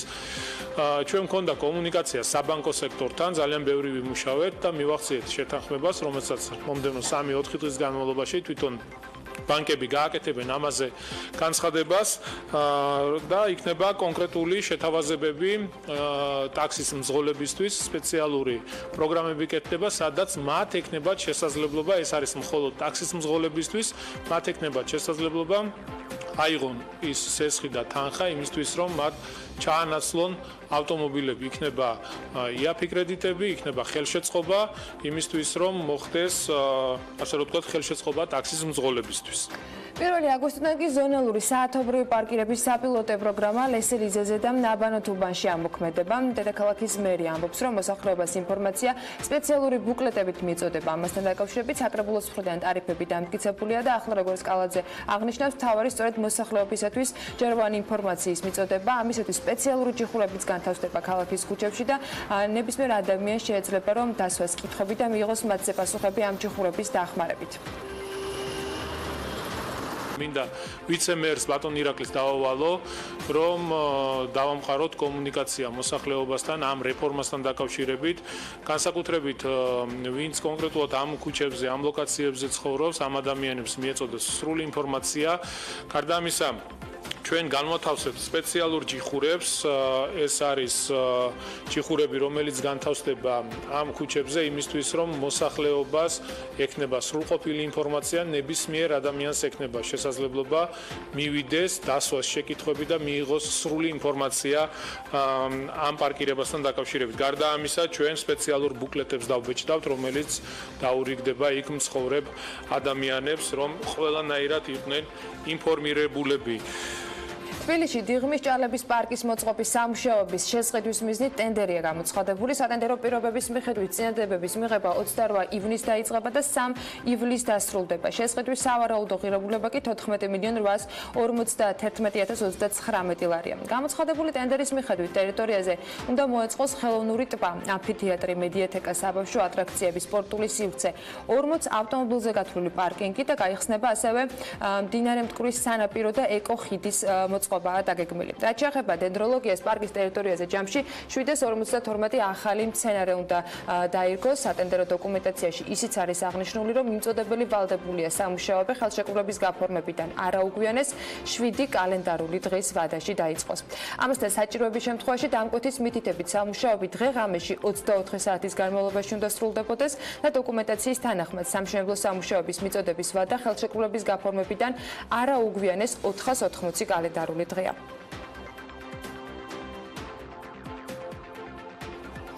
თბილისის მერის განცხადებით, რომელიც მან მთავრობის სხდომის დაწყებამდე გუშინ გააკეთა, მას აქვს ინტერესი იმასთან დაკავშირებით, თუ როდის დასრულდება მარშალ გელოვანის გამზირის და სარაჯიშვილის ქუჩის გადაკვეთაზე ორდონიანი სატრანსპორტო კვანძის მოწყობის სამუშაოები.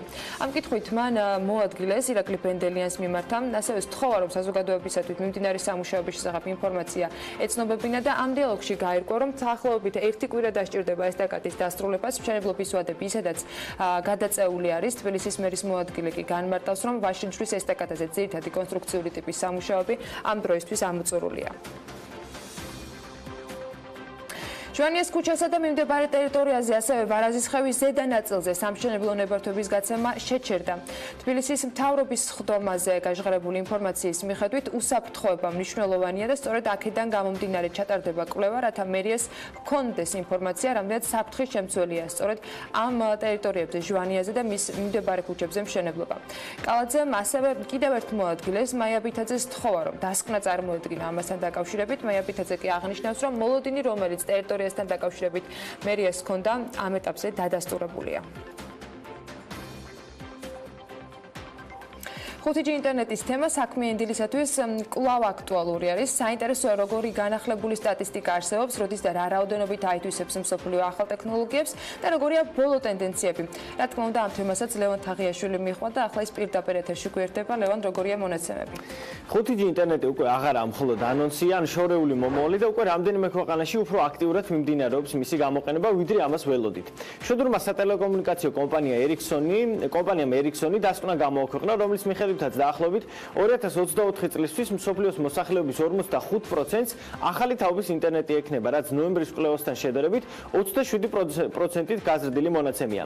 როგორც Ericsson-ის ერთ-ერთი ხელმძღვანელი პატრიკ სერვოლი ამბობს, რიცხვები უფრო სწრაფად იზრდება, ვიდრე ამას ელოდნენ. ამჟამად გაცხარებული ბრძოლა მედის მობილური პროვაიდერების ბაზარზე იმისათვის, რომ რაც შეიძლება სწრაფად შეიქმნას 5G ინტერნეტისთვის შესაბამისი ინფრასტრუქტურა. ეს თავისთავად მოიტანს ისეთ ტექნოლოგიებს, როგორც მაგალითად თვითმართვადი ავტომობილია და რამდენიმე წელიწადში მთელს მსოფლიოში უკვე ჭკვიანი ქალაქებიც იარსებებს. რაც შეეხება ლიმიტირებულ 5G ინტერნეტს, ის უკვე ამოქმედებულია დიდ ბრიტანეთში, ამერიკასა და სამხრეთ კორეაში. რიგში მომდევნო ჩინეთია, თუმცა ჯერჯერობით პროცესი ნელა მიმდინარეობს. მოსამზადებელ პერიოდში მსოფლიო 5G-ს წინა ტექნოლოგიებს ნერგავს, მაგალითად საქართველოშიც 4.9G მობილური ინტერნეტი სილქნეტის აბონენტებისთვის უკვე ხელმისაწვდომია, რომელიც ჯერჯერობით თბილისის მხოლოდ ცენტრალურ უბნებში ამოქმედა და წამში დაახლოებით 1 გიგაბიტ ინტერნეტზე მოგცემთ წვდომას. ცხადია, იმ შემთხვევაში თუ ბოლო თაობის smartphone-ი გაქვთ. Ericssonისვე განცხადებით 4G LTE-ის მომხმარებლების რაოდენობა 2022 წლისთვის 5 მილიარდ 300 მილიონ ადამიანს მიაღწევს და შემდეგ ეს მაჩვენებელი კლებისკენ წავა, რადგან აქტუალური უკვე 5G ინტერნეტი გახდება. ორივე სიტყვით Huawei-ს და მის 5G ტექნოლოგიასაც უნდა შევეხოთ, რომლის დამონტაჟების უფლებასაც ჩინურ კომპანიას ამერიკის შეერთებული შტატები არ აძლევს ევროპისა და ამერიკის კონტინენტზე. ტრამპის ადმინისტრაციის თქმით, ის საფრთხეს წარმოადგენს და ყველა ფრონტზე ხელს უშლის. ეს ყველაფერი კი ცხადია სავაჭრო ომის კონტექსტში უნდა განვიხილოთ. ესპერტები კი ვარაუდობენ, რომ Huawei-ს ერთგვარი დაბლოკვა 5G ინტერნეტის გავრცელებას ხელს უშლის და პროცესს აძვირებს. იმედია საქართველოშიც მალე ვიხილავთ 5G ინტერნეტის შესაძლებლობას და რაც მთავარია ვისარგებლებთ ამ ბენეფიტები და თვითმართველი ტაქსები თუ სხვა თანამედროვე ტექნოლოგია მალე სრულიად ხელმისაწვდომი გახდება. მალე საინტერესო მიმოხილვისათვის თანამედროვე ტექნოლოგიების და სიახლეებზე უნდა გავაგრძელოთ ერთგვარად საუბარი, ოღონდ შესაძლებლობაზე, რომელიც საქართველოში იქმნება, სტარტაპების გლობალური კონკურსი უნდა ჩატარდეს, რომელიც მონაწილეებს შვეიცარიის გლობალურ სამიტზე მოხდრეზე $9 მილიონის მოგების შანსს აძლევს. Seed World ეს არის განვითარების საწყის ეტაპზე არსებული სტარტაპების საერთაშორისო კონკურსი, რომელიც ყოველწლიურად 75-ზე მეტ ქვეყანაში ტარდება და 70,000-ზე მეტ სტარტაპს მეწარმესა და ინვესტორს აერთიანებს. შეჯიბრის შესახებ, რომელიც გარდამავალ ქვეყნებში მცხოვრები იმეწარმეებისათვის იმართება, რომელთაც განვითარების მაღალი პოტენციალის მქონე იდეები გააჩნიათ, ჩვენი სტუმრები მოგიყვებიან უფრო მეც. აიეთ გუკავა ალიანს ჯგუფი ჰოლდინგის აღმასრულებელი დირექტორი, საქართველოს ვენჩურული ასოციაციის თავმჯდომარე და მარიამ ქუჩულორია Seed თბილისის პროექტის მენეჯერი არიან ჩვენთან ერთად. მოგესალმებით, მადლობა იმისთვის, რომ ხართ ჩვენთან ერთად. მარიამ, მოდი დავიწყოთ თქვენი თავად ამ პროექტის შესახებ მოგიყვებით მეტი, რას წარმოადგენს ის, საკმაოდ დიდ მასშტაბზე მთელ მსოფლიოში გაგრძელებული საქართველოს რა ფორმით ერთვება და რა შესაძლებლობები არსებობს. მოგესალმებით, უპირველეს ყოვლისა დიდი მადლობა TV Pirvels მხარდაჭერისთვის, ჩვენთვის ძალიან მნიშვნელოვანია. ყოველთვის საინტერესო ასეთი სიახლეები. ძალიან მნიშვნელოვანია, რომ რაც შეიძლება მეტად გავრცელდეს ის ინფორმაცია, რომ რაც შეიძლება მეტმა სტარტაპმა მიიღოს მონაწილეობა საქართველოსთან, წარმოადგინონ საინტერესო იდეები და მიიღონ მონაწილეობა ამ საერთაშორისო კონკურსში. მოკლედ ვიტყვი Seed-ის შესახებ, ეს არის საერთაშორისო კონკურსი, რომელიც ტარდება გარდამავალი ეკონომიკის მქონე ქვეყნებში და შეიძლება ითქვას, რომ ზუსტად ამ ქვეყნის საჭიროებებზეა მორგებული. ტარდება 75-ზე მეტ ქვეყანაში და 100,000-მდე სტარტაპი იღებს მონაწილეობას. სტარტაპებს ეძლევა შესაძლებლობა მოიგონ $9 მილიონი, მიიღონ მონაწილეობა საერთაშორისო კონკურსში, შვეიცარიაში გაემგზავრონ, ასევე რეგიონალურ კონკურსში და ყველაზე მთავარი რაც არის, მათ ეძლევათ განვითარების შესაძლებლობა, ისინი მიიღებენ სპეციალურ პროგრამაში მონაწილეობას საერთაშორისო მენტორებთან ერთად, თუ როგორ წარდგნენ ინვესტორის წინაშე, მოემზადებიან. რა ტიპის უნდა იყოს სტარტაპი, რა ტიპის უნდა იყოს იდეა და რა ვთქვათ წინაპირობებს უნდა ასრულებდეს პოტენციური მონაწილე იმისთვის, რომ მოხვდეს ამ კონკურსში. მინდა გითხრათ, რომ განსაკუთრებული მოთხოვნები სტარტაპებისთვის არ არის, ვინაიდან ეს სწორედ გათვლილია გარდამავალი ეკონომიკის მქონე ქვეყნებში და აქ არავინ არ ელოდება განსაკუთრებულ ისეთ ტექნოლოგიებს, რომლითაც მსოფლიოს გააოცებს. ამიტომ მოუწოდებ ყველა სტარტაპს საქართველოში უკან არ დაიხიონ და შემოიტანონ განაცხადები. მთავარი კრიტერიუმი რაც არის, ეს არის, რომ უნდა იყოს საწყის სტადია, განვითარების საწყის სტადიაზე სტარტაპი. არა, უნდა ქონდეს მას პროტოტიპი შექმნილი, ანუ ესე ვთქვათ, პროდუქტი ხელშესახები უნდა არსებობდეს და ინვესტიცია სტარტაპის განვითარების ისტორიაში მას უნდა ქონდეს მოზიდული არა უმეტეს $500,000. რა კავშირი აქვს ამ ყველაფერთან ბატონო აიეთ, სანამ თავად მას გითხავ რა ინტერესი აქვს და როგორ არის ჩართული ამ ყველაფერში, თქვენ გითხარით ვინ არიან თქვენი პარტნიორები, როგორც მივხვდი, ჩართულობის ერთ-ერთი მთავარი მიზეზი სწორედ ეს არის და ვინ აკეთებს ამ ყველაფრის ორგანიზებას, საქართველოს რითი უკავშირდება დანარჩენ მსოფლიოს. უპირველეს ყოვლისა ვიტყვი, რომ უკვე მეოთხე წელია ეს კონკურსი საქართველოში ტარდება და ეს ტარდება ალიანს ჯგუფი ჰოლდინგის მხარდაჭერით.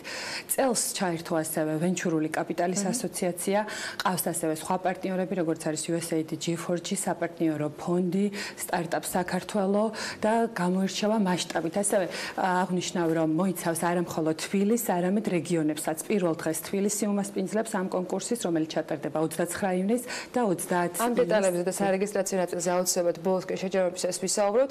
ბატონო, აი თქვენი ინტერესი და ამ 4 წლის მონაგარი, რა ინტერესი გაქვთ, რა შესაძლებლობებს ხედავთ და რამდენად მნიშვნელოვანია ასეთი ფორმით ახალგაზრდებისათვის დახმარება და ქვეყნის ეკონომიკისათვის მათ შორის რაღაცა მცირე წვრილის შეტანა ჩემი გადმოსახედიდან ყოველ შემთხვევაში.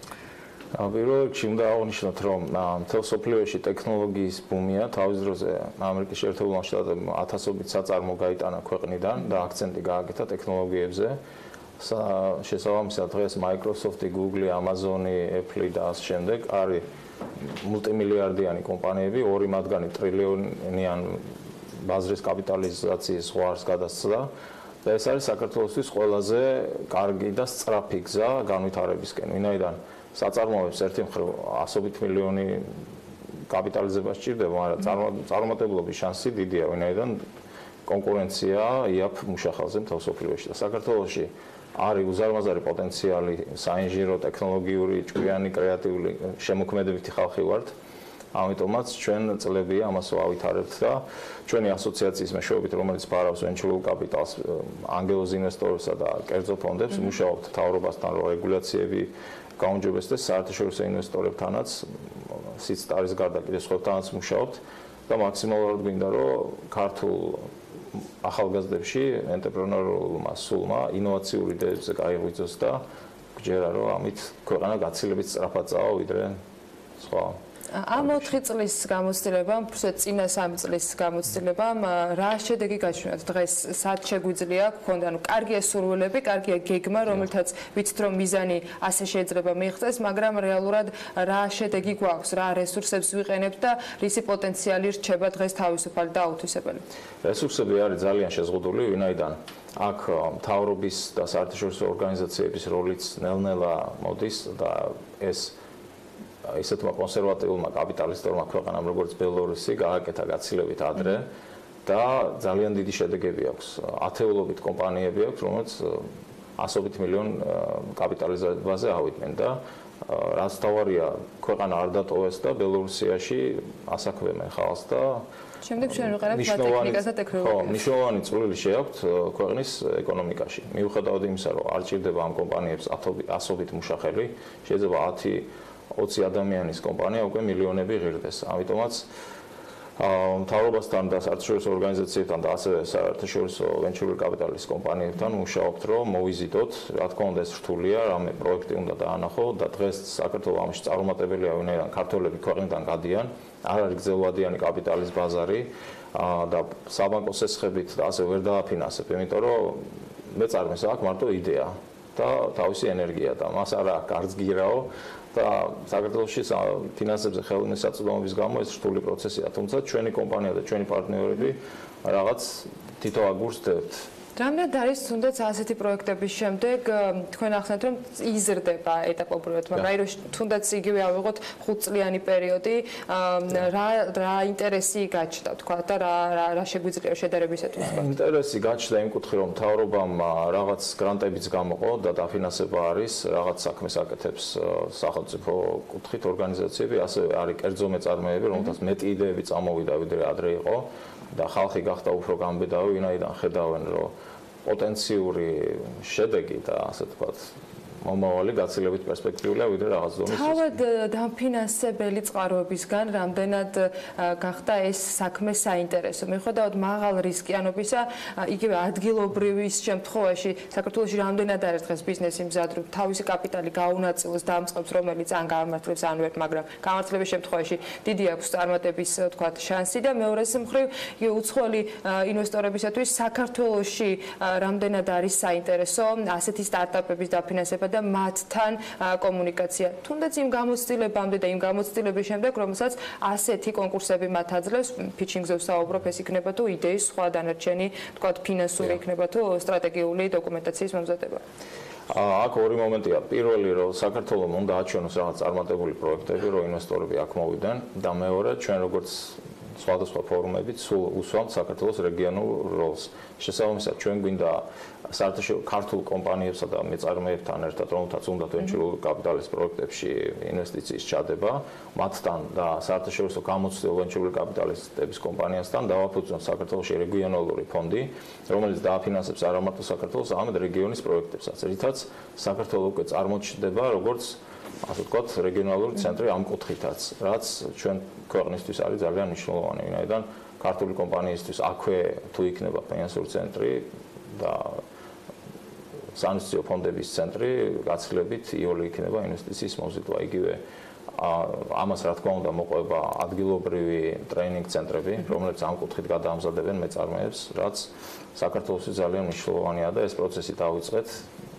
გეგმები გვაქვს, რომელსაც ახლა იმედი მაქვს, რომ ასეთი კონკურსები შეიტანენ განსაკუთრებით მნიშვნელოვან წვლილს და დაძნებული რომ თავისი წვლილი მათავისუფლად ექნებათ. და მოდით ახლა იმ ადამიანებისთვის, ვინც ასეთი წარმატების, თქვათ, გზაზე დღეს არიან დაინტერესებულები, რომ ასეთი კონკურსებით მიიღონ დაფინანსება დახმარება, უთხრათ ცოტა უფრო მეტი ლოჯისტიკური ინფორმაცია, როგორ დარეგისტრირდნენ, როგორ მოხდნენ, რა არის საჭირო განცხადის შესავსებად, რა ძირითადი კრიტერიუმები აქვს ასე მაყოფილებელი რაოდებში უნდა ჩაეტიონ და ასე შემდეგ. მოდით დავიწყოთ იქიდან, რომ განაცხადი განთავსებულია სიცტარის ვებგვერდზე, ასევე ჩვენს Facebook გვერდზე სიცტარ თბილისი. განაცხადის შევსების ვადა სტარტაპებს აქვს 23 ივნისამდე. პირველად შეირჩევა 20 სტარტაპი, რომელიც გაივლის სპეციალურ ტრენინგ პროგრამას, ასე ვთქვათ, ბუთკემპი, იქ იქნებიან საერთაშორისო მენტორები და ასწავლიან როგორ წარდგნენ ინვესტორების წინაშე. შემდეგ დღეს იქნება ფიჩინგი, სტარტაპები წარადგენენ თავიანთ იდეებს ჟიურის წინაშე და უბრალოდ მინდა ვთქვა, რომ ჯერ 20 სტარტაპის შემდეგ ამ ფიჩინგისთვის შეირჩევა 8 სტარტაპი და 8 სტარტაპი იბრძოლებს ამის შემდეგ საუკეთესო სტარტაპის წოდებისთვის, საქართველოს საუკეთესო სტარტაპის წოდებისთვის, რომელსაც მიეცემა შესაძლებლობა გაემგზავროს რეგიონალურ და გლობალურ სამიტზე, სიცტარის გლობალურ სამიტზე და იქ უკვე იბრძოლოს 9 მილიონი დოლარი. იმედი მაქვს, რომ ასეთი შესაძლებლობა იქნება გამოყენებული და შეძლებენ ქართული სტარტაპები რომ მოახერხონ და ეს ჯილდოც მიიღონ და შემდეგ განავითარონ საკუთარი ბიზნესი. ძალიან დიდი მადლობა წარმატებას გისურვებთ და დიდი სიამოვნებით გავისმებით შედეგებს, რომელიც სიცტარს მოყვება. აიეთ გუკავას ალიანს ჯგუფი ჰოლდინგის აღმასრულებელი დირექტორის მასპინძლობით საქართველოს ვენჩურული ასოციაციის თავმჯდომარეს და მარიამ კუჩულორია სიცტარ თბილისის პროექტის მენეჯერს. სიცტართან დაკავშირებით კი დამატებით ინფორმაცია შეგიძლიათ მათ Facebook-ზე და ვებგვერდზე მოიკითხოთ. წინ ახლა მცირე სარეკლამო პაუზა გველოდება და რამდენიმე წუთში გიბრუნდებით.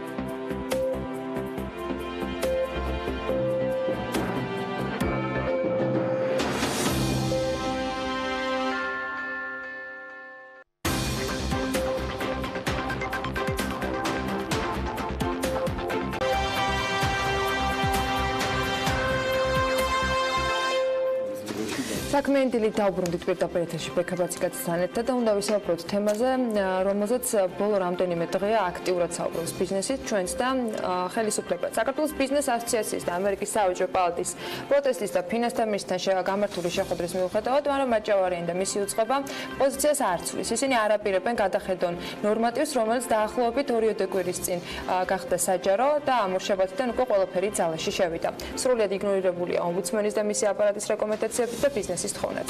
საქმე ეხება ფინანსთა მინისტრ მაჭავარიანის 2019 წლის 31 მაისის ბრძანებას, რომლის მიხედვითაც იმპორტიორი კომპანიებისთვის მთელი რიგი პრეფერენციები უქმდება, რაც ცნობილი იყო ოქროს სიის სახელით. რომელშიც დაახლოებით 200 კომპანია შედიოდა, რომელსაც გამორჩეული ფისკალური პორტფელი და კარგი გადამხდელის რეპუტაციაც ჰქონდა. ამ საკითხის წარდგენა და მიღება იმდენად სწრაფად მოხდა, რომ ბიზნესი დადგა ფაქტის წინაშე და ეს არ არის პირველი ფაქტი ფინანსთა სამინისტროს მხრიდან, არადა მთავრობამ დეკლარირებულად განაცხადა, რომ ბიზნესთან განსაკუთრებული კონსულტაციები და ურთიერთობები ჰქონდა და ექნება, რომელიც ტრადიციულად ჯერჯერობით მხოლოდ სიტყვა დარჩა. ბიზნესი აპროტესტებს და გუშინ მორიგი მიმართვა მომზადდა ფინანსთა სამინისტროს სახელზე, რომელსაც 11 ბიზნეს ასოციაცია აწერს ხელს, ისინი ითხოვენ საკითხში გარკვევას და არგუმენტებს. რა არის ამ მიმართვაში მთავარი, მოდი ჩვენს სტუმრებს და წერილის ავტორთა ნაწილს ვკითხოთ. ალექსანდრე რატიშვილი, გადასახადის გადამხდელთა კავშირის პრეზიდენტი, შალვა ცხაკაია, დამსაქმებელთა ასოციაციის იურიდიული კომიტეტის ხელმძღვანელი და ანისა ბახტარიშვილი, ინფრასტრუქტურის მშენებელთა ასოციაციის ხელმძღვანელი არიან საქმიანი დილის ეთერში. დილომშვიდობის, მოგესალმებით, მადლობა გადაცემაში მობრძანებისთვის. სანამ ფინანსთა მინისტრის მოადგმის მიერ გამოქვეყნებულ პოსტზე და მის არგუმენტაციაზე ვისაუბრებდეთ, თქვენი არგუმენტების მოსმენა საინტერესო, რომელიც მათ შორის ფინანსთა მინისტრთან შეხვედრაზეც გაჟღერდა, რომელიც როგორც ნახეთ არ იქნა გაზიარებული. დიდი მადლობა მოწვევისთვის, მართალი ბრძანდებით. ბოლო რამოდენიმე დღე ამ თემაზე საკმაოდ აქტიური დისკუსიებია გამართული, ძირითადად ჩვენგან ბიზნესის წარმომადგენლებისა და ბიზნესის გაერთიანებების მხრიდან. მართალია ისიც, რომ რამოდენიმე დღის წინ ფინანსთა სამინისტროში მოეწყო შეხვედრა რამოდენიმე ბიზნეს გაერთიანებასთან და ერთ-ორ ბიზნეს ჯგუფთან, თუმცა ყველანი იქ არ ვესწრებოდით და აი ეს 11 ორგანიზაცია, რომელმაც გადავწყვიტეთ, რომ კვალიფიციური, პროფესიონალური და ოფიციალური პასუხი მიგვეღო ამ გადაწყვეტილების მიღების მთავარ არგუმენტაციასთან დაკავშირებით და ამის გამაპირებებელ მიზეზებთან დაკავშირებით. რატომ და რისთვის მოხდა? თავარი ჩვენთვის, ბიზნეს გაერთიანებებისთვის, ბიზნესმენებისთვის მთლიანობაში რომ ავიღოთ, არის ის, რომ ასეთი ტიპის გადაწყვეტილება, რომელიც მხისიერად მოქმედებს ბიზნესის ფინანსურ სტაბილურობაზე თუ მათ მდგრადობაზე თუ მათ გეგმებზე, რომლებიც დაწყობილი გვაქვს მოგეხსენებათ ბიზნესი არ არის, ხო, რაღაც ესეთი რომ მხისიერად მიღები გადაწყვეტილებების სფერო, გეგმები გვაქვს, ბიუჯეტები გვაქვს, წელიწადზე გაწერილი, ზოგიერთ შემთხვევაში რამოდენიმე წელიწადზე გაწერილი და უცბად მხისიერად შემოდის ქვეყანაში რეგულაცია, კანონი, ბრძანება, არა აქვს ამას მნიშვნელობა რა ფორმით, რომელიც მხისიერად ზემოქმედებს ჩვენზე, ბიზნესზე და გვიწევს გამოსავლის ზებნა ძალიან თითქმის გამოვამ მდგომარეობაში.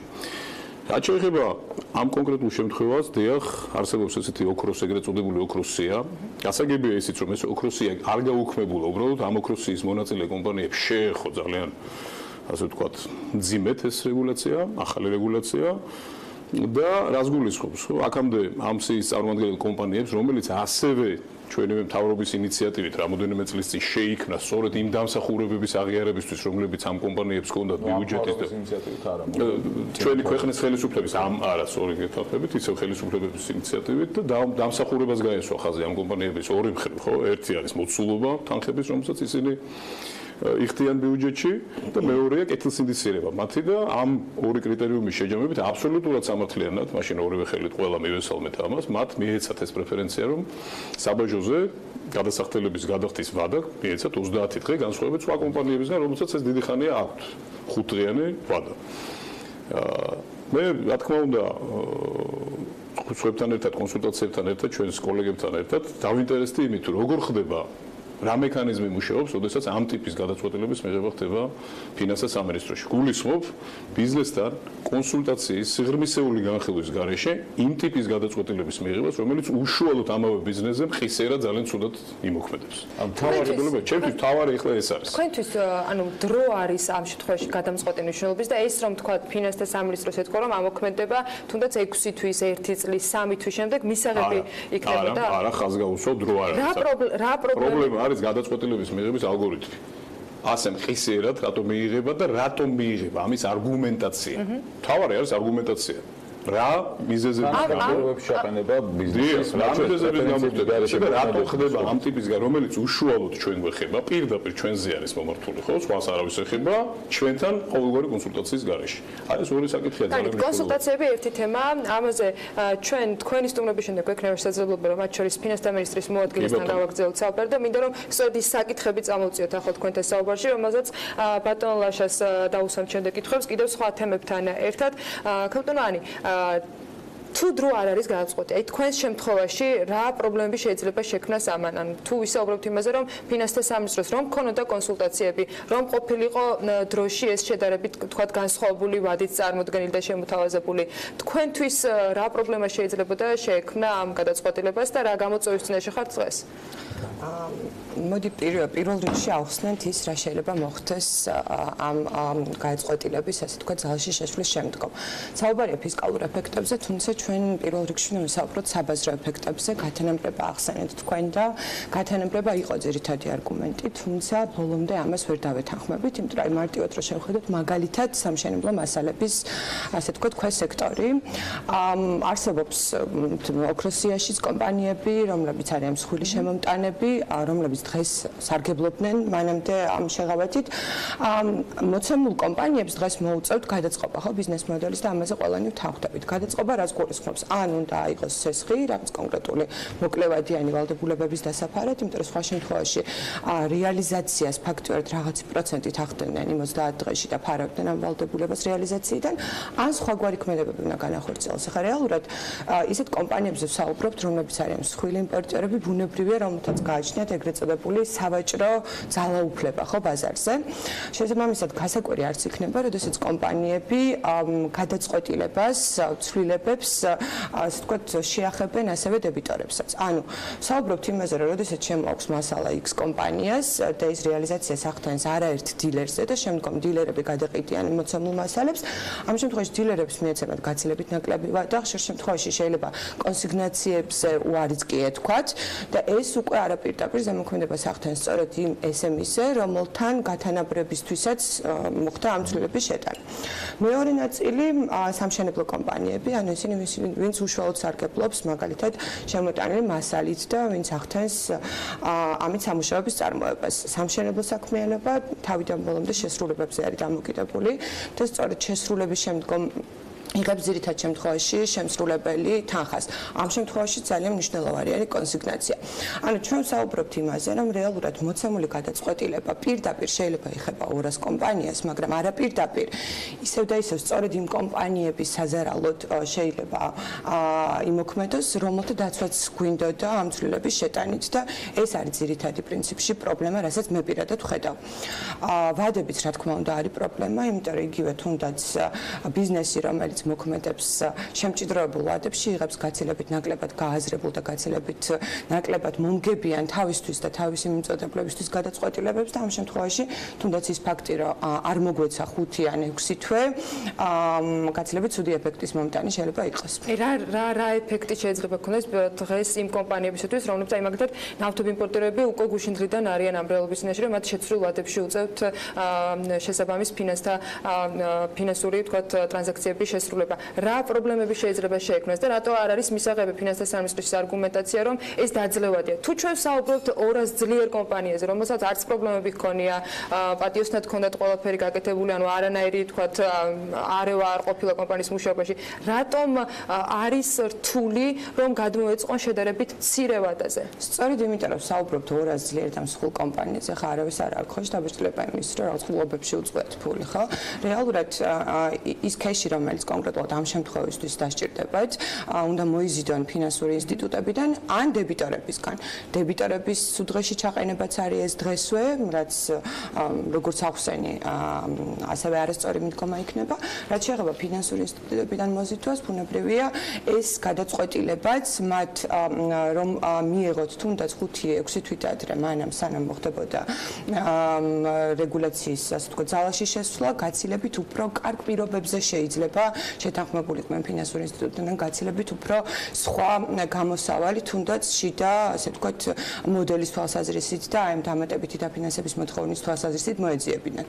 ბატონო შაუ, სახელმწიფოს აქვს, ფინანსამინისტროს აქვს რამდენიმე არგუმენტი, მათ შორის ერთი თქვათ თანაბარ პირობების შეყენება, მეორე IMF-ის რეკომენდაცია არის კიდევ თქვათ რომ მისთვის ადმინისტრირება ამ შემთხვევაში სახელმწიფოს არის უფრო მარტივი, ხო? ფისკალური ეფექტი ექნება ამას დიდი ბიუჯეტისთვის, საბაჟო რისკები შემცირებული იქნება, ვერ გაათანაბრებს, იმიტომ რომ საბაჟო რისკები გაიზრდება და შეუძლებელია ყველა კომპანიისთვის. მათ შორის ერთ-ერთი ასე ვთქვათ არგუმენტი არის ის, რომ დანარჩენი სხვა კომპანიები ამ მოცემულობაში, რომელიც იყო 5 დღიანი ვადა, მოქმედებდნენ აქამდე. რატომ არ შეუძლია მორას კომპანიას ამ მოცემულობაში გააგრძელოს საქმიანი? კი ბატონო, პირველ რიგში დავაზუსტებ იმას, რომ დანარჩენი ძალიან ბევრ კეთილსინდისიერ და კარგად დაგეგმილ ბიზნესაც შეექმნა პრობლემები ამ ახალი რეგულაციით, მაგალითად წინასწარ დეკლარირებული ნებისმიერი სხვა იმპორტის შემთხვევაში იყო 15 დღიანი ვადა, რომელიც ასევე ჩამოწიეს 5 დღეზე. ეს 10 დღეც ძალიან მნიშვნელოვანია ბიზნესისთვის, ამიტომ რიგ არგუმენტებს, რომელსაც ჩვენ ვისმენთ ფინანსთა სამინისტროსგან, ნამდვილად ვერ გავიზიარებთ, განსაკუთრებით გათანაბრებასთან დაკავშირებით. ექნება კი ის ფისკალური ეფექტი აი ამ ცვლილებას, რაც დააბალანსებს იმ ზიანს, რომელსაც ეკონომიკა და ბიზნეს სექტორი განიცდის აღნიშნული ცვლილებებით. ეს არის მთავარი შეკითხვა ჩემი აზრით, იმიტომ რომ გასაგებია, რომ ბიუჯეტს დაჭირდა გარკვეული თანხები. ანუ ეს არის მთავარი მიზეზი.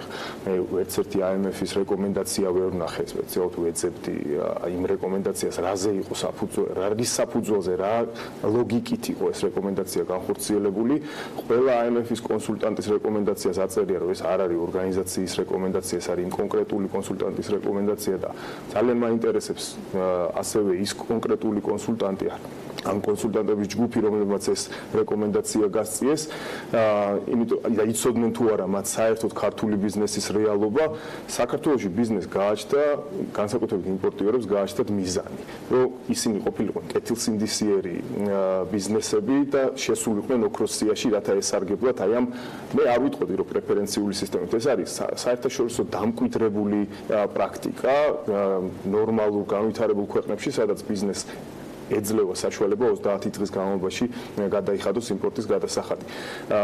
ეს მიზანიც გაუქრა რეალურად იმ კომპანიებს, რომელსაც სურვილი ჰქონდა, იმიტომ რომ თავის დრო შეიძლება мотиваციაც იყო კომპანიებისთვის, რომ ამ ოქროსიაში მოხვედრილიყვნენ, მაგრამ ერთწლიანი ვადა ჰქონდათ. აი, რო აგიხსნათ, იმის შემდეგ რაც განაცხადს განაკეთებდნენ, 1 წლის მერე შედიოდნენ ისინი ამ ოქროსიაში. ეს 1 წლის განმავლობაში მათ უნდა დაედასტურებინათ თავისი კეთილსინდისიერებით, რომ არც ერთ ადმინისტრაციულ პასუხისმგებლობას არ დააკისრებდა მათ საგადასახადო სამსახური, რაც ძალიან რთულია ჩვენ გვაქვს პრაქტიკა, როდესაც 12 ლარიანი გადაცდომის გამოურიცხიათ კომპანია ოქროსიდან. ანუ мотивация ბიზნესის იმისთვის, რომ იგი ყოფილიყო კეთილსინდისიერი იყო ძალიან მაღალი და ეხლა დღეს რა სიტუაცია თქვენ შეკითხვას რო გავცეთ პასუხი, რა მოუვათ ამ 200 ყველაზე დიდ კომპანიას, ხო? ბეწვის ხიდზე გაივლიან, მათივე სიტყვებით რო გითხრათ. აი, სავარაუდოდ გადავრჩებით. აი ესეთი დონის ეფექტი ექნება ბიზნესზე ამ შემთხვევაში. რო შევხედოთ ახლა ამ ყველაფერს, სავარაუდოდ გადავრჩების რისკების მიღმა, რას მისცემს კომპანიებს და რას მისცემს სახელმწიფოს. ხომ შეიძლება გადავხედოთ ამას ფინანსთა სამინისტროს გადმოსახედიდან, ყოველ შემთხვევაში იმ არგუმენტებით, რასაც ისინი აღნიშნავენ. გრძელვადიანობის შემთხვევაში არის თუ არა სტაბილურობის უფრო მეტის გარანტი ის გადაწყვეტილება, რომელიც ფინანსთა მინისტრის მხრიდან იყო მიღებული. მოდი ეს კითხვა დავუშვათ ფინანსთა მინისტრის აუცილებლად სამკითხველზე შეჯამების პროცესში თქვენს დაუდგოთ. რაც შეეხება ჩვენ ბიზნესის კულ გადმოსახედიდან კიდევ ერთხელ ხაზს გავუსვათ, ეს არანაირი სიკეთის მომტანი არ იქნება. რაც შეეხება დროს, მე კიდევ ერთ მომენტს გავუსვავ ხაზს და ავაზუსტებ. არის რამოდენიმე ინტერვიუში გაისმა, რომ თქვა დრო მაინც მოეცათ, ეხლაც ვისაუბრეთ ამ დროზე. აქ მე რატო ვთქვი, რომ დრო არ არის ჩემთვის პრიორიტეტი, დროის გადატანა ან გადმოტანა. არა, დროზე კი არა ლაბორატორია. ჩემთვის სავარაუდოდ საერთოდ რა საჭირო იყო ამ გადაწყვეტილების მიღება, არც ეხლა, არც 3 თვის მერე და არც 6 თვის მერე. თქვენ არ გაქვთ არანაირი თუნდაც მიუღებელი პასუხი ამაზე? არა გვაქვს, ჩვენ მოვისმინეთ რაღაც რამოდენიმე ტიპის განმარტება, ცალკე ერთი მინისტრის მოადგილისგან, ცალკე მეორე მინისტრის მოადგილისგან და ცალკე კიდე გამოსული იმ შეხვედრიდან ერთი-ორი ბიზნესმენისგან. ამიტომაც იყო, რომ გუშინ ჩვენ 11 ორგანიზაციამ გავამზადეთ ეს წერილი, ოფიციალურად მივმართეთ სამინისტროს და ველოდებით მათგან დასაბუთებულ ოფიციალურ პასუხსვე არგუმენტაციას ამ საკითხთან დაკავშირებით. იქნებ ისეთი არგუმენტები აქვს, თქო, ოფიციალური პასუხის მერე ბატონი ვაშა ხუციშვილის პოსტიც იყო, ხო, მე BMG-ზე ვნახე, მაგრამ ეს კიდე ცალკე თქვა, მე მაგალითად არა ვარ Facebook-ის ხშირი მომხმარებელი და შეიძლება არც მინახე ეს ყველაფერი. ამიტომ ოფიციალური პასუხი მივიღოთ. იქნება აქვს ისეთი, არ ვიცი, მოკლედ ყოველგვარ კამაც მოკლებული იქნება თელევიზიაზე ისეთი ქვის გამტეხი არგუმენტები, რომელიც ასაბუთებს ამ გადაწყვეტილების აბსოლუტურ ჭეშმარიტებას სისწორეს. კი ბატონო, ამასაც მოვისმენთ, როგორც ჯერ გავცეთ. საერთოდ რა საჭირო იყო ამის მიღება? ის კი არა, რომ 6 თვის მერე მეიღო და დრო მოეცათ. არა, 6 თვის მერე რა აიქნებოდა იგივე მომენტი დადგებოდა, უბრალოდ როგორ მომემზადებოდით, თანხებს გადავდებდით, რაღაცა დეპოზიტებს გავხსნიდით და ამისთვის არა, ეს ვერ მოხდება ბიზნესში. ბიზნესს თავის გეგმები აქვს, თავის. ეს იყო ეს არის ჩემთვის უშუალოდ. ერთგვარად სახელმწიფოს კეთილინება, ხო, ოქროს სიის თავის დროს თქო, ეს აღვნიშნე, ხო, ხელისუფლება მიიღო. კეთილინება. კი, რა თქმა უნდა. მაგრამ ეს არის საერთაშორისო პრაქტიკა. არ გეგონოთ, რომ ეს მარტო საქართველოსია მსგავსი ტიპის პრეფერენცია დავარქვათ, ხო? შალom კითხვა არ დავარქვებდი პრეფერენცია. ეს არ არის მარტო საქართველოს მაგალითად. ეს მოქმედებს თვით ევროკავშირის ქვეყნებშიც დამეთანხმება შალომ. ესეა. ამიტომ ვითხოვთ განმარტებას. რატო გახდა საჭირო საერთოდ ამის მიღება? ამ კითხვას რატომ? პასუხის მიღება შევესებით. თორე კი, ჩვენ მეც ვყავს რამოდენიმე კომპანია შედარებით მცირე, არა ვარ ოქროსის ნაწილი რაღაცა რამოდენიმე კომპანია და ვიხდი ხუდვეში ნამდვილად. არ არის ეს მარტივი, მაგრამ ვიხდი კი. მაგრამ აქ საუბარია თუ გათანაბრებაზე იყო ლაპარაკი, რატო ჩამოვიყვანეთ დაუშვათ ეს ხუდღეზე, ეს კითხვაც გაგვიშთა იქ. მაგრამ აყვანა ვერ მოხდებოდა. ეს არგუმენტი ნამდვილად გასაგებია, ნამდვილად მისაღებია, თუმცა მანდაც გარკვეული მუშაობის და გარკვეული ასე ვთქვათ, სქემის მოფიქრება შეიძლება და ვთქვათ, გარკვევა ამა თუ იმ კომპანიის ისტორიის, ბიოგრაფიის, როგორც თავის დროზე 200 ოქროსის მონაწილე 200 კომპანიის ისტორია გარკვევა, აქაც თუ ეხლა ვთქვათ, გუშინდელი დარეგისტრირებულია კომპანია და ის რაღაცას ამბაჟებს, აბსოლუტურად ვეთანხმები აი ამ არგუმენტს, წეგანას ვთქვი. შეიძლება ესეთი არგუმენტები წარმოადგინონ, მე თვითონაც ბიზნესმენი ვარ, ეკონომიკური პროცესის მონაწილე ვარ 10 წლებია და აბსოლუტურად ბევრჯერ დავთანხმები ვარ ბევრ რეგულაციას. რაზეა საუბარი? სწორედ ამიტომ ვითხოვთ ამ კონსულტაციას. ჩვენ არა ვართ ის ადამიანები და ის წრე ადამიანებისა და აქტიური მოქმედი ბიზნესმენების, რომელიც ცალსახად მარტო ჩვენი ინტერესი დააკვირვა. რასაკვირველია სახელმწიფოს თავის ინტერესები, ჩვენ ამ თამაშის წესების ერთი მხარე ვართ მონაწილე და ვიზიარებთ ბევრ რამეს, მით უმეტეს ამ ბოლო წლების განმავლობაში უამრავი ინიციატივა იქნა სხვადასხვა მიმართულებით გაკეთებული და შემოღებული, რომელიც ბიზნესის გარემოს ნამდვილად აუმჯობესებს. და დეკლარირებული პოლიტიკა, ხო, კიდევ ბიზნესის გარემოს გაუმჯობესება და ამ დროს ესეთი ქცევა. აქ ჩეჯამის ნაწილში ქალბატონმა ანა თქვენ მინდა კითხოთ, პირველ რიგში თქვენი კითხვა რა იქნება? მინდა რომ დაუტოვოთ თემები ფინანსის და მინისტრის მოადგილეს, რომ მათ შორის თქვენს კითხვებზე პასუხი მივიღოთ, იმიტომ რომ ეს არის ერთგვარი თქვათ ორი მხარის დიალოგი, რომელშიც მედია არის ჩართული. ეს დიალოგი უნდა იყოს ზუსტად კონსულტაციებში ბიზნესთან ამ დიალოგში. ეს დიალოგი არის ჩვენთან კი არის, მაგრამ რა იქეთ თელეფონს არ შეგვიძლია. რისკები თქვათ თუ გადათვალა თქვენმა სექტორმა დაახლოებით რა რისკების წინაშე შედგება პროცენტულად მაინც რამდენად იზრდება ან რა ხდება ამ ნაწილში და რა კითხვა შეგიძლიათ რომ ანუ რა არის თქვენი მთავარი პრეტენზია თუ კითხვა ფინანსთა და სამინისტროსთან? პრინციპში ანუ კითხვის ნაწილში გავიმეორებ იმ პათეტიკას, რაც უკვე ვისაუბრე, ერთი ის რამდენად იმსჯელეს იმ ეფექტზე, რომელიც ისევ და ისევ შეიძლება მიადგეს და მეორე, რაც შალომ აღნიშნა, ერთის მხრივ ასე ვთქვათ, გარკვეული ფისკალური შედეგების რაღაც მოკლევადიანი თუნდაც მიღწევა, რამდენად ასე ვთქვათ, მნიშვნელოვანია იმასთან საპირწონედ, რომ წავართოთ ბიზნეს ინსენტივი განვითარების, იმიტომ რომ სწორედ ეს ინსენტივები აძლევს ეკონომიკას ძალას, რომ კიდევ უფრო მეტი დოლარი შექმნას თითოეულმა, ასე ვთქვათ, ჩვენთაგანმა და რეალურად ოქროსია იქნება ეს რეიტინგი იქნება თუ ნებისმიერი სხვა ფორმით და ამაზე შეიძლება შემდგომ მსჯელობა, როგორ შეიძლება კომპანიები, ასე ვთქვათ, შედიოდნენ ამ სიაში თუ რა სხვადასხვა სახის გრადაციით თუ ასე შემდეგ პრეფერენციით სარგებლობდნენ. ესეთი მექანიზმი ყოველთვის უნდა არსებობდეს იმისთვის, რომ ბიზნეს კონტეს мотиваცია არა, ასე ვთქვათ, დამალოს გადასახადი, არა მოიქცეს არაკეთილსინდისიერად, არამედ პირიქით გახდეს უფრო ასე ვთქვათ, ბიზნეს უნდა ქონდეს თანაბარი პირობები, ხო? ესეც ხო მნიშვნელოვანია, ანუ გარდა мотиваციისა. მაგრამ თანაბარს საყოფაცხოვრებო ტერმინოლოგიით ნუ გამოსვავთ ხარ, ხო? აქ საჭიროა როლი. არ ვიღებ არგუმენტს თანაბარი ბიზნესის გათანაბრებასთან დაკავშირებით, მაშინ გავაუქმოთ საერთოდ ოქროსია. თორე ხო დარჩათ ამ კომპანიებს სხვა სახის გარკვეული პრეფერენციები, ხო? ანუ ამ გზით მივდივართ, მოდით გავაუქმოთ ოქროსია საერთოდ ყველა გავათანაბროთ. მაშინ ყველას არა აქვს ცდომა ონლაინ დეკლარაციების შესაბამაზე და თქვათ ყველა ბუღალტერმა არ იცის ეს ონლაინ. მაშინ გავაუქმოთ ეს ონლაინ დეკლარაციების სისტემას და დავბრუნდეთ საერთოდ მაშინ იქ საიდანაც გავაუქმოთ ყველა სახელმწიფო პროგრამა, რომელიც მაგ არგუმენტს რომ ეს იყო ბიზნესის გათანაბრების და ზოგადი სამართლიანობისთვის ეს არავის არ ჯერა ამისი სხვანაირად მოფიქრება შეიძლება და ხანგრძლივადიან პერსპექტივაში ყველაზე დიდი რისკი რაც დაინახა ბიზნესმა და განსაკუთრებით იმ უცხოელმა ინვესტორებმა რომელიც აქ პროდუქციის იმპორტს ახორციელებს ეს არის ის რომ საქართველოს მთავრობა აღარ არის სანდო ბიზნესის პროგნოზირებადი არ არის რა თქმა უნდა ანუ ეს პრობლემა დავიჯერო იმდენად მნიშვნელოვანი იყო 25 დღით ადრე ბიუჯეტში ამ ფულის შემოტანა რომ აი ეს პრობლემა დავანახეთ სოფლიოს ინვესტორებს აი ეს ვერ ხვდები ამ ასე ვთქვათ გადაწყვეტილების აი ამ საფუძველს და ლოგიკას აქედან გამომდინარე პასუხი თქვენს შეკითხვა უბრალოდ შეკითხვა რომელიც მე მინდა დავუტოვო ფინანსთა მინისტრის მოადგილეს იქნება ეს ხანგრძლივადიან პერსპექტივაში ეს აგვიხსნან თუ შეიძლება რამდენად ეს გადაწყვეტილება აბალანსებს რეალურად იმ ზიანს ანუ რა გაგვიჭირდა ესეთი აი ეს არის ჩვენი შეკითხვა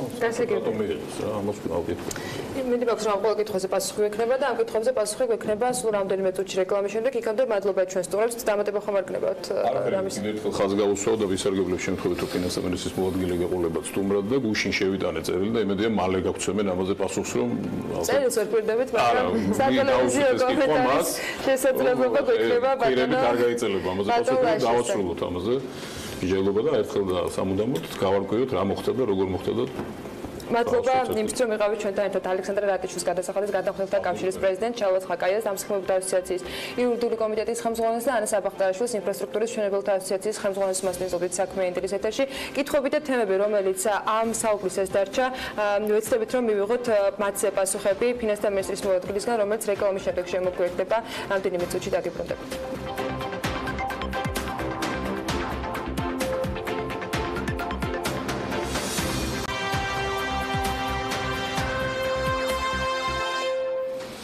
საქმიანი შემდეგი სტუმრის და თემის გაგრძელება კვლავ ეგრეთ წოდებული ოქროსიას და მის ბენეფიციარებს უკავშირდება საქართველოს ფინანსთა მინისტრის მოადგილე ლაშა ხუციშვილი შეერთებული შტატებიდან დაბრუნებისთანავე წვია საქმიანის სტუდიას და საკმაოდ ვრცელი განმარტების შემდეგ რომელიც მან სოციალურ ქსელში გააკეთა ოქროსიასთან დაკავშირებით ახალ დეტალებზე პირდაპირ ეთერში ისაუბრებს ლაშა ხუციშვილი ფინანსთა მინისტრის მოადგილეა ჩვენთან ერთად დილამშვიდ ბატონლაშა მადლობა გადაცემაში მოგზაურობისთვის კითხვები თქვენ უსმენთ ნაწილს გადაცემისთვის როდესაც ბიზნესის მხრიდან, მათ შორის იმ ხელმომწერლობის მხრიდან, რომელიც გუშინ ფინანსთა სამინისტროს მომართეს კითხვებით და განცხადებით ამ ეთერში ისაუბრეს. მოდით დავიწყოთ პირველი კითხვით საჭიროება რატომ დადგა საერთოდ იმ გადაწყვეტილების და იმ ბრძანების, რომელიც ფინანსთა მინისტრმა გამოსცა, რომელიც ეხება იმ ერთგვარი შეზღუდვების დაწესებას, ან შეიძლება ვთქვათ პრეფერენციების მოხსნას, რომელიც ეგრეთ წოდებული ოქროსის ვთქვათ წევრებს ეხებოდა ამ დრომდე. მოგესალმებით, მივასალმებით თქვენს მაყურებელს. ალბათ უმჯობესია ვთქვათ ამ შემთხვევაში გარკვეული პრივილეგიების და პრეფერენციების მოხსნა, ვიდრე რეგულაციების ახალი რეგულაციების შემოღება.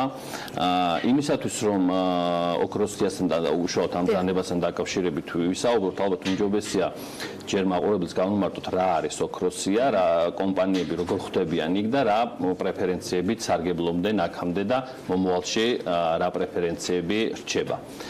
ოქროსიაში ხვდებიან კომპანიები, რომელსაც აქვს გარკვეული ასე ვთქვათ ზღვარის ზევით იმპორტი და გარკვეული ოდენობის თანხა გადახდილი, დაახლოებით მილიონის ფარგლებში და ისინი სარგებლობენ ასე ვთქვათ ორი ტიპის, ორი სახის აქამდე სარგებლობდნენ ორი ტიპის, ორი სახის პრეფერენციებით. ეს არის დამატებით 25 დღიანი გადახდის გადავადება და მეორე არის პროცედურული ნაწილი, რაც გულისხმობს რისკების უფრო, ასე ვთქვათ, მცირე რისკების მქონე კომპანიებისთვის ნაკლებ საბაჟო პროცედურებს და საბაჟო შემოწმებებს.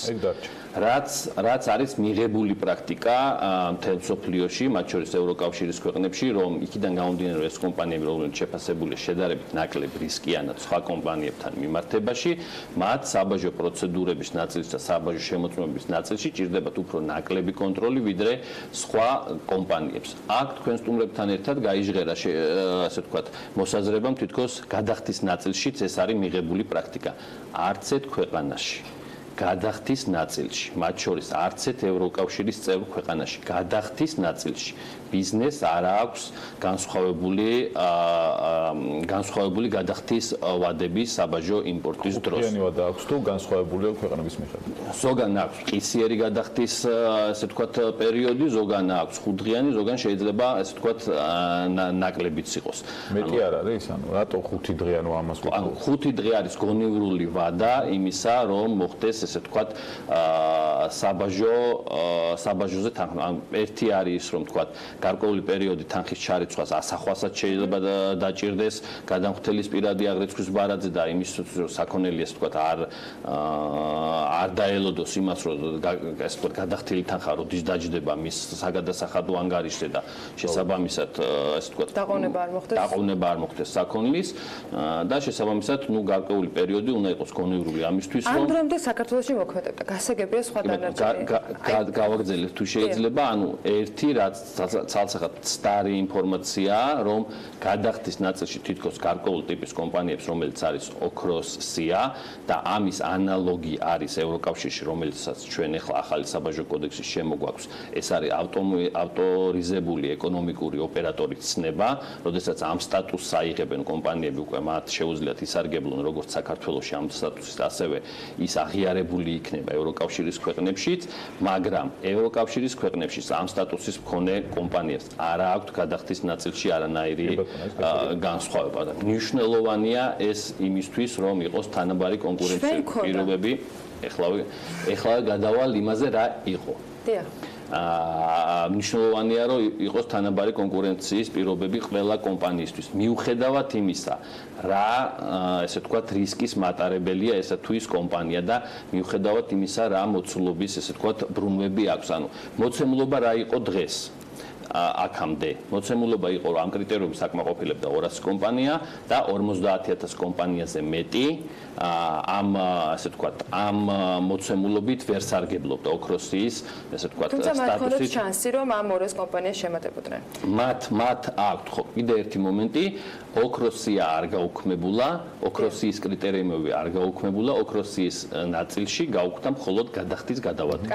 მათ აქვს შანსი დღესაც, რომ გახდნენ ოქროსის მონაწილე და ისარგებლონ იმ გამარტივებული პროცედურებით, რაც ბუნებრივად მოყვება იმ კრიტერიუმიდან გამომდინარე ნაკლებ რისკიანობას. ბატონო, მოდი მივყვეთ კითხვებს და ეს აღწერეთ დღეს სიტუაცია და აღწერეთ ის რეალობა, რომელიც ამ ბრძანების შემდეგ, რომელიც ფინანსთა მინისტრის მიერ არის სახელმოწერილი, დადგა. ჩვენთან მოქმედებდა ის, რაც მოქმედებდა, ეს იყო 25 დღიანი საშეღავათო დამატებით 25 დღიანი საშეღავათო პერიოდი. რა რისკებს უქმნიდა ქვეყანას ეს 25 დღიანი დამატებით საშეღავათო პერიოდი და რა აუცილებლობა იდგა იმ გადაწყვეტილების, რომელიც არის მიღებული მაისის ბოლოს? პირველ რიგში საუბარია აქ იმაზე, რომ 25 დღიანი, ასე ვთქვათ, გადავადების პერიოდი სარგებლობდა 200 კომპანია და ვერ სარგებლობდა 50,000-ზე მეტი კომპანია. ანუ ისე თანაბრობაზე ვაკეთებთ აქცენტს, პირობების თანაბრობაზე, ხო? რა თქმა უნდა, ეს არის უპირველესი პრინციპი. ეხლავე მაგაზეც გადავალ, რატო, ანუ აი ეს ვთქვათ, ლოგიკური კითხვაა, რატო არ შეიძლება რომ გავზარდოთ მაგალითად. არა, გაზრდაზე არ გულისხმობ. ბიზნეს კონდა კითხვა ამ შემთხვევაში თუ მოიხსნა, ვთქვათ, პლუს 25 დღე პრეფერენცია, რატომ არ მოიხსნა დანარჩენი პრეფერენცია? თუ თანაბრობაზე საუბრობთ საბაჟო პროცედურებში. მაგაზე გაგცემ ზუსტად პასუხს, ანუ ამ პირველ კითხვიდან გამომდინარე გადავალ უკვე გავაგრძელებ ამ კითხვაზეც პასუხს. ანუ პირველ რიგში მნიშვნელოვანი პირველი პრინციპი, რაც ეს თქო შეგვიძლია საგადასახადო პოლიტიკა და საბაჟო პოლიტიკა შევადაროთ, ის არის რომ უნდა იყოს აუცილებლად თანაბარი კონკურენტული პირობები საგადასახადო და საბაჟო პოლიტიკის მიმართულებით. ეს არის ყველაზე მთავარი, რაც პირველ რიგში უნდა დააკმაყოფილოს საგადასახადო და საბაჟო პოლიტიკამ, რაზეც უნდა გასცეს პასუხი. ამის შემდეგ მოდის მხოლოდ ის, რომ საგადასახადო ტვირთი რამდენი უნდა იყოს კიდევ უფრო დაბალი თუ კიდევ უფრო მალე. არ აქვს მნიშვნელობა არც საგადასახადო ტვირთს და არც ეს თქვა ადმინისტრების ნაწილში პროცედურულ ასე თქვა სიოლეს იმ შემთხვევაში თუ რომელ კონკრეტულ გადამხდელს აქვს ნაკლები საგადასახადო ესე თქვა ტვირთი და რომელიმე მეორე გადამხდელს აქვს უფრო მეტი საგადასახადო ტვირთი. ანუ ეს არის ფუნდამენტური საკითხი, რაზეც ასე თქვა მსჯელობა ყოველთვის მიდიოდა და ამ მიმართულებით არაერთი ნაბიჯი გადაიდგა. კიდევ ერთი საკითხი თქვენ სტუმრებთან ერთად ასე თქვა ერთ არგუმენტად გაიჟღერა, რომ 200 კომპანიას ქონია რაღაც განსაკუთრებული ასე თქვა დამსახურება იმისათვის, რომ მათ გადახდის ნაწილში საგადასახადო ასე თქვა გადასახადის გადახდის ნაწილში აქ ქონდათ ესეთი შეღავათი. მე ესეთი ჩემთვის წარმოუდგენელია რა ტიპის დამსახურება უნდა ქონდეს კომპანიას, რომ ის იყოს ესე ვთქვათ პრეფერენციულ რეჟიმში სხვა გადამხდელებთან მიმართებაში. რისკიანობის საკითხი არის საერთოდ სხვა კრიტერიუმი. ანუ ეს არის საგადასახადო ადმინისტრების ინსტრუმენტი იმისათვის, რომ ეფექტურად მოახდინო საგადასახადო ადმინისტრება. ის კრიტერიუმები, რაც ოქროსისთვის არის დადგენილი, ის უზრუნველყოფს იმას, რომ ბუნებრივად ეს კომპანიები არიან ნაკლებ რისკიანი. შესაბამისად, ნაკლებ რისკიანობას მოდის ნაკლები საგადასახადო და საბაჟო შემოწმებების აუცილებლობა. თუმცა ეს არანაირ კავშირში არ არის გადახდის ნაწილში. სხვა კომპანიებს აქვთ мотиваცია, რომ ამ ოქროსიაში სხვა კომპანიებს დღესაც აქვს мотиваცია, რომ ოქროსიაში მოხდეს იმისათვის, რომ მათ ნაკლები საბაჟო შემოწმებები და პროცედურები გაიგოს. ფინანსთა და სამინისტროს ქონდა თუ არა დათვლილი, ან აქვს თუ არა რაიმე ფორმით, თუ გაქვს თქვენ რაიმე ფორმით დათვლილი, რამდენი თქვა კომპანიისათვის შეიძლება იყოს რისკის გაზრდა აი ამ მოკლე დროში გადაწყობა ამ ახალ რეალობაზე და თქვათ რას თანაბრობის მიღმა, რას იღებს სახელმწიფო ამ გადაწყობით. ანუ ეს მობილიზება თანხის რა სარგებელს მოუტანს ბიუჯეტს, თქვათ, რა შეიძლება სარგებელი ვნახოთ, ამით ეფექტი რა ექნება სახელმწიფოსთვის და რა ეფექტი ექნება კერძო სექტორისათვის. პირველ რიგში უმთავრესი ეფექტი არის ის, რომ ის ფუნდამენტური პრინციპი, რაც საგადასახადო საბაჟო პოლიტიკის მიმართულებით აქვს ქვეყანას აღებული და რაც როგორც მოგახსენეთ, არ არსებობს ესეთი პრაქტიკა არც ერთ ქვეყანაში, რომ რომელიმე გადამხდელს რაიმე დამსახურების გამო მათ უწევდეთ ნაკლები, ესე ვთქვათ, საგადასახადო ტვირთის პირობებში, ესე ვთქვათ, მუშაობა. ამ ნაწილში წარმოუდგენელია ჩემთვის ესეთი არგუმენტი, რომ რომელიმე კომპანიას აქვს იმდენი დამსახურება, რომ მაგ გვიან უნდა გადაიხადოს გადასახადი. ხო, ნუ თუ ეხლა დროში ფულის ღირებულებასაც თვალისწინებთ გარკვეულ წილად. სწორედ ამიტომ ეხლა მაინტერესებს ბიზნესების რისკები და ახლობით თუ აქვს დათვლილი. სწორედ ამიტომ ყველა ის ესე ვთქვათ არგუმენტი და ყველა ის მოსაზრება, რომელიც ესე ვთქვათ ჯერ პირველ რიგში ჩვენი შეფასებით ესეთი მწვავე ეს საკითხი არ არის და შესაბამისად ძალიან ეს ვთქვათ მაღლა არის ეს ვთქვათ ამ საკითხის მნიშვნელობა ატანილი ვიდრე ეს რეალურად არის, თუმცა მიუხედავად ამისა, ყველა ის არგუმენტი, რომელზეც არის საუბარი იმაზე, რომ ეს არის ძალიან მძიმე ტვირთი, ამ ტვირთის პირობებში 50000-ზე მეტი კომპანია 10 წლეულის განმავლობაში საქართველოში ფუნქციონირებს და ბიზნესს აკეთებს. და ეს თუ ძალიან მძიმე ტვირთია, შესაბამისად ის კონკურენტული არათანაბრობა კიდევ უფრო გაზრდილია, ხო? რაზეც კომპანიები ახლა ამ შემთხვევაში ასოციაციები აპელირებენ, ხო? ანუ თუ ეს რეალურად არ არის არგუმენტი მათი მხრიდან, ეს არის კონტრარგუმენტი თუ რატო უნდა გათანაბრებულიყო პირობები. 50000 კომპანია ამ მოცემულობაში მოქმედებდა და იცოდა, რომ ეს მოცემულობა იყო. ამ 200 კომპანია მოქმედებდა კონკრეტულ მოცემულობაში 25-დღიანი პრეფერენციის და საუბარი იმაზეც არის, რომ ჩქარა სწრაფად მოიხსნა და გადაწყობას ვერ ასწრებენ. ეფექტი თუ შეგიძლიათ გითხრათ, ერთი კითხვა იყო, გრძელვადაში რა ეფექტი ექნება 5-დღიან ადმინისტრირებას და ზიანს, რომელიც შეიძლება მიადგეს ბიზნესს, თუ გაქვთ ეს ზიანი დათვლილი, რაც ანამ ახსენა და არის თუ არა საპირწონა ეს ეფექტი ამ ზიანის. ამ შემთხვევაში არაფერი ახალი არ არის შემოღებული ისეთი რაც ქვეყანაში არ არსებობდა. ბიზნეს კომპანიების რაოდენობის მხრივ 99%-ზე მეტი მუშაობდა ამ რეჟიმში და ეგ გასაგებია რომ ვიღაც მუშაობდა, მაგრამ ბიზნესები რომლებსაც არა, საუბარია ორ კომპანიებზე და საუბარია 50%-ზე კომპანიებზე. პრემიერმა თქვა 2 კვირის წინ რომ ქვეყნის ცხენში და პროდუქტს 180-მდე კომპანია ქმნის, რომლებიც ფაქტობრივად დგას მთელი ქვეყანა. ეს 200 კომპანია ძალიან დიდი ნაწილია ამის და თუ ამ 200 კომპანიას ერთდროულად შეიძლება მაღალი რისკი ჰქონდეთ, ისინი სერიოზული საფრთხის წინაშე აყენებენ ამავე დროს თლიანად ქვეყნის ეკონომიკას. ვადების ნაწილზეც გადავალ. ჯერ პირველ რიგში ამ შემთხვევაში საუბარია იმაზე, ანუ ეს რისკები დათვალეთ თქვენ რომ 2 კვირით ადრე როცა კომპანიას ეუბნები რომ ასეთი მოცულობის თანხა გაქვს მობილიზებული, მოსაბილიზებელი იმისათვის რომ თქვათ შემდეგ იმპორტზე ეს უკვე უნდა გადაიხადო ამ ვადაში. ეს იყო დაახლოებითი გათვლა გაკეთებული ამაზე რა რისკები. გადავალ ვადების ნაწილზეც და რეგულაციების ამოქმედების ნაწილზე, ანუ ჯერ პირველ რიგში საუბრობთ იმაზე, ეს რეგულაცია რამდენად, ეს თქვათ, ეს პრეფერენციის გაუქმება და აი ამ ასე თქვათ, უპირატესობის ასე თქვათ, გაუქმება 200 კომპანიისთვის რამდენად იყოს სწორი თუ არ იყოს სწორი. ანუ ეს იყო პირველი საკითხი, რომელიც ასე თქვათ, დასმული იყო ასოციაციების მხრიდან და მე ამ ნაწილში მე მგონი თქვენ გაეცით ამას პასუხი თქვენი პოზიციიდან და არგუმენტები მოიყვანა. და ამ ნაწილზე ეხლა გადავალ იმას ვთქვათ ვადების ნაწილში.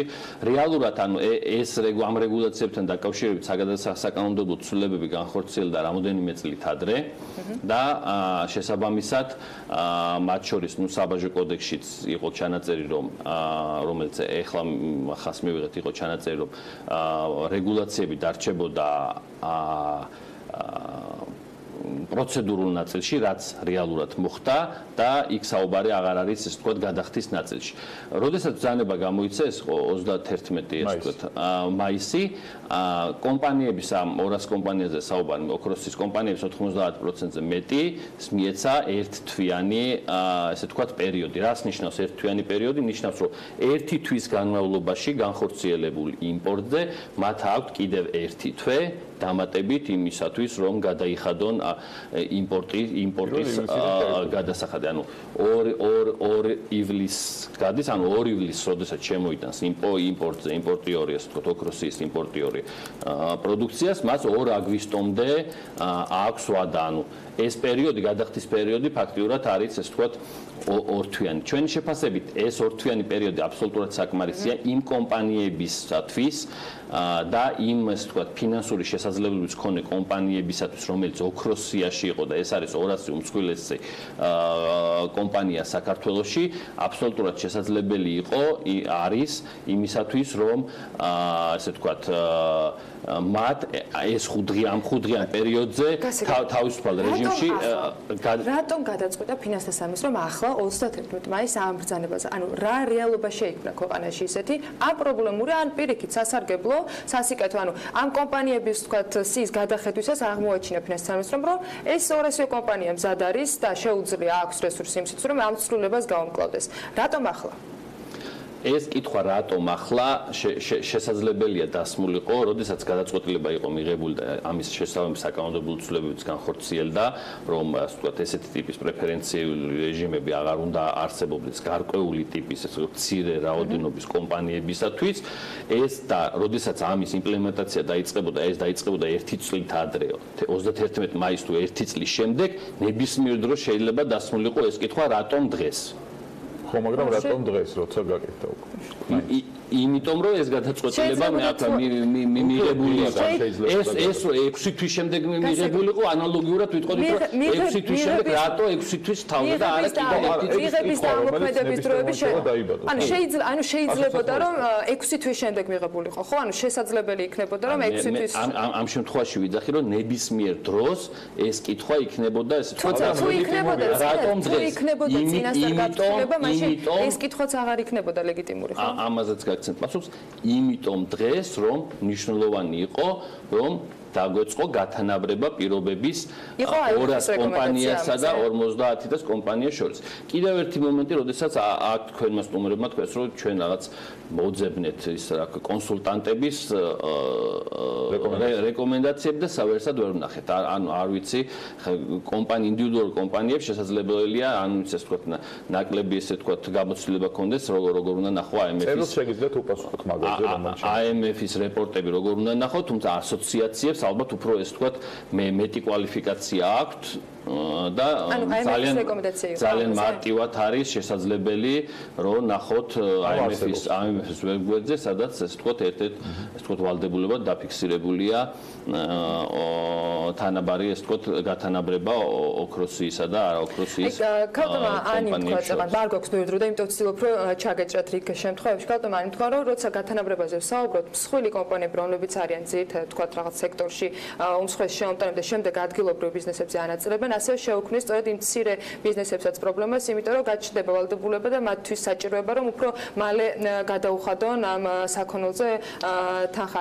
აი ეს ჯაჭვი და გრძელვადიან, მათაც ვკითხე, რომ გრძელვადაში იქნება ეს უფრო მეტი სტაბილურობის მომტანი იყოს კომპანიებისთვის და სახელმწიფოსთვის და თქვენთვის აი გრძელვადაში ფინანსთა სამინისტროსთვის გათანაბრებაზე ახლა ვსაუბრობთ, თქო, რას მისცემს ქვეყნის ბიუჯეტს სტაბილურობის ნაწილში და ხედავთ თუ არა შესაძლებლობას, რომ შეიძლება იმპორტირებულ საქონელზე გაძვირდეს უმეტესი მიმართულებით, თქვათ, იგივე მომსახურება იქნება ეს თუ საქონელი და ესეც კი ბატონო, გიპასუხებთ, ანუ ამ შემთხვევაში გადავდივართ უკვე ამ კითხვაზე პასუხი რო გავცეთ, გადავდივართ არა კომპანიების რაოდენობაზე, არამედ გადავდივართ თვითონ იმპორტირებულ საქონელს, რა წილი აქვს ოქროსის კომპანიების მიერ იმპორტირებულ საქონელს, რა წილი აქვს მთლიან იმპორტში. ეს არის დაახლოებით 30%, ანუ 70% ქვეყანაში იმპორტი არ აქვს მნიშვნელობა, ასე ვთქვათ, რომელი კომპანიის, დავანებოთ თავი კომპანიებს, 70% მთლიანი იმპორტისა შემოდიოდა ქვეყანაში, შემოდის იმ რეჟიმში, რომ მას აქვს, არ აქვს, ასე ვთქვათ, 30 დღიანი გადახდის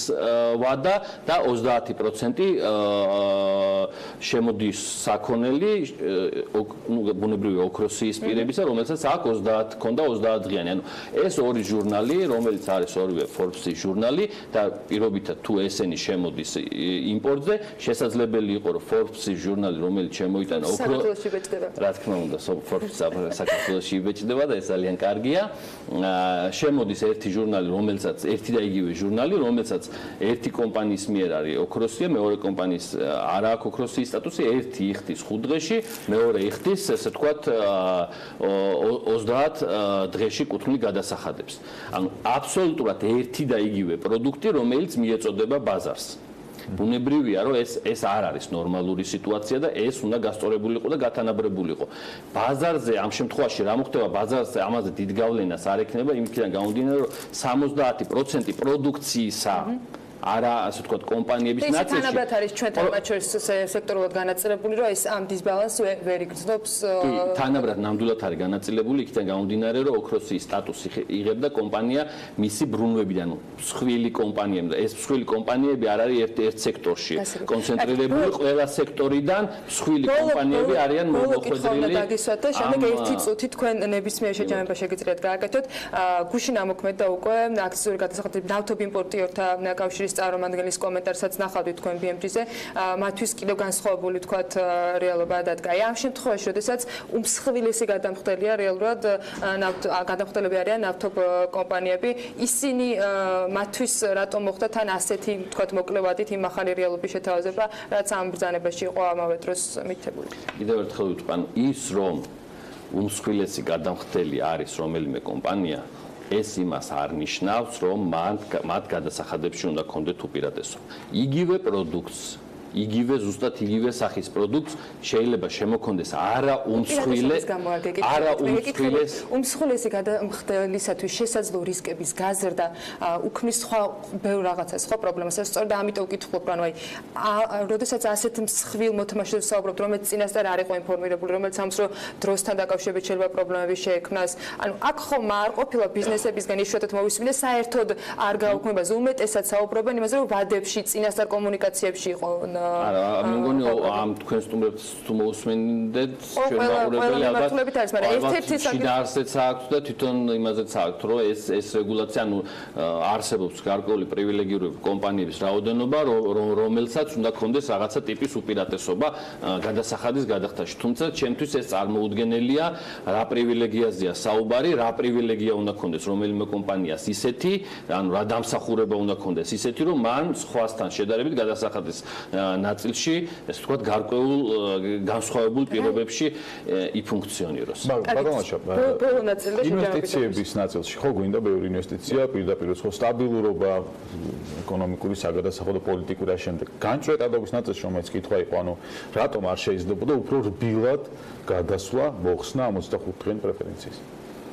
ამ შემთხვევაში კიდევ ერთხელ ვიტყვი, რომ ანუ ბიზნესი გაიგებდა თქვენ სარგო ამაზე საუბარი რომ როცა ის ვადა რავადაც იყო ბრძანების ამოქმედებამდე და პლუს ანუ ერთი თვე ამოქმედებამდე და ერთი თვე კიდე გადახდის ვადის შენარჩუნება, ანუ ეს ორი თვიანი პერიოდი ჩვენი შეფასებით ამ კომპანიებისთვის არის სრულიად საკმარისი იმისათვის, რომ ასე ვთქვათ, გადაეწყონ იმ რეჟიმზე, რა რეჟიმზეც ასე ვთქვათ, ბიზნესი ფუნქციონირებს საქართველოში. როდესაც საუბრობთ ვთქვათ ბიზნეს რეგულაცია, ანუ ამ შემთხვევაში ბიზნეს განზოგადოებულად ვისაუბრებთ ოქროსიაზე, ბიზნესი არის ის 50,000 კომპანიაც, რომელიც საქართველოში ფუნქციონირებს და ძალიან მნიშვნელოვანი მათ შორის. შესაბამისად, ანუ საუბარი და აუცილებლად ზოგადად ვიტყვი ბიზნეს გარემოსთან მიმართებაში ბოლო პერიოდში რა გაკეთდა მხოლოდ საგადასახადო მიმართულებით იმისათვის, რომ ესე ვთქვათ, იგივე ფულად სახსრებთან მიმართებაში ასე ვთქვათ, მეტი შესაძლებლობა, მეტი წვდომა ქონოდა, ხო? თუ ავიღებთ მხოლოდ სამ ფაქტორს, ეს არის დამატებული ღირებულების გადასახადის დაბრუნების ავტომატური სისტემა, რომელმაც 500 მილიონი ბიუჯეტიდან ესე ვთქვათ, თანხა გადაინაცვლა კომპანიების ანგარიშზე ყოველწლიურად და ეს არ ხდებოდა არასდროს მანამდე და თქვენ გახსოვთ, რომ საგადასახადო ზედმეტობის დაბრუნება გარკვეული პერიოდი არსებობდა, როდესაც ავტომატურად ესე ვთქვათ, ფინანსური პოლიციის შესვლას ნიშნავდა კომპანიაში და დღეს ვართ იმ რეჟიმში, რომ დეკლარაციის ჩაბარებიდან მეორე დღეს ერთი ღილაკის დაჭერით შესაძლებელია, რომ ანგარიშზე თანხა დაждდეს, ხო? ანუ ერთი ნაწილი, რომელიც არის დაახლოებით 500 მილიონის მოცულობის დამატებითი აქტივი, რომელიც სახელმწიფო ბიუჯეტიდან გადის კომპანიებთან, მეორე დავამატებ ამას მოგების გადასახადის რეფორმას, რომელსაც დაახლოებით ანალოგიური, ესე ვთქვათ, მოცულობის ეფექტი აქვს და ესეც ყოველწლიურად ხდება აკუმულირება.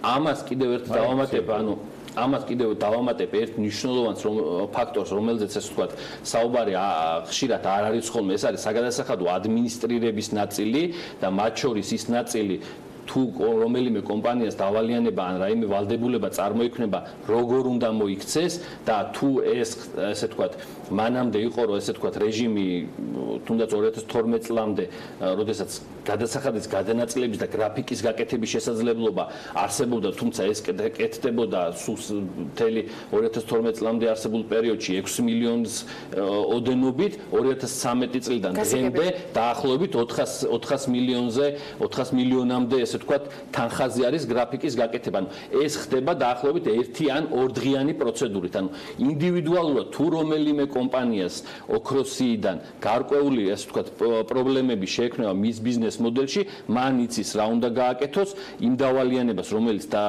წარმოექმნება, შესაძლებელია, რომ ძალიან მარტივი ორდღიანი პროცედურით ეს ვთქვათ, გრაფიკი გააკეთოს და როცა ესე ვთქვათ, საბოლოო გადახდა შეეძლება ამ ვალდებულებების, იმ ვადაში მოახდინოს გადახდა. თუმცა ეს არ უნდა მოხდეს იმის ხარჯზე, რომ კონკურენტული პირობები დაირღვეს იმ 50,000 კომპანიასთან, რომელსაც 10 წლების განმავლობაში პასუხი იქნება მალე, რომელიც საქართველოში ფუნქციონირებდა. რა თქმა უნდა, არც ერთი ესე ვთქვათ, წერილი ფინანსის სამინისტროს უპასუხოდ არ დაუტოვებია და ეს რა თქმა უნდა, ეს წერილიც არ იქნება გამონაკლისი, მათ შორის იმ კომპანიებს, რომელსაც ეს ვთქვათ, სურვილი ჰქონდათ ასოციაციებს ერთი შეხვედრა გაიმართა და იმ კომპანიების დიდი ნაწილი სხვათა შორის ამ სიაში ხელმომწერთა სიაშიც არ არის, თუმცა ამ 11 ასოციაციასაც ნებისმიერ დროს შეუძლია დღესვეც და ხვალეც ფინანსთა სამინისტროში უშუალოდ შეხვედრა მოახდინოს და ყველა ეს არგუმენტები ინდივიდუალურადაც გავიაროთ. სიამოვნებით ამ შეხვედრასთან დაკავშირებით გავუზიარებთ ჩვენს მაყურებელს და ამ მკითხველს ინფორმაციას. მადლობა რომ ვიყავით ჩვენთან და დილა შეხვედრიშვილი ფინანსთა მინისტრის მოადგილე იყო საქმიანი დილის სტუმარი. სარეკლამო პაუზა გველდება და დაგიბრუნდებით მალე.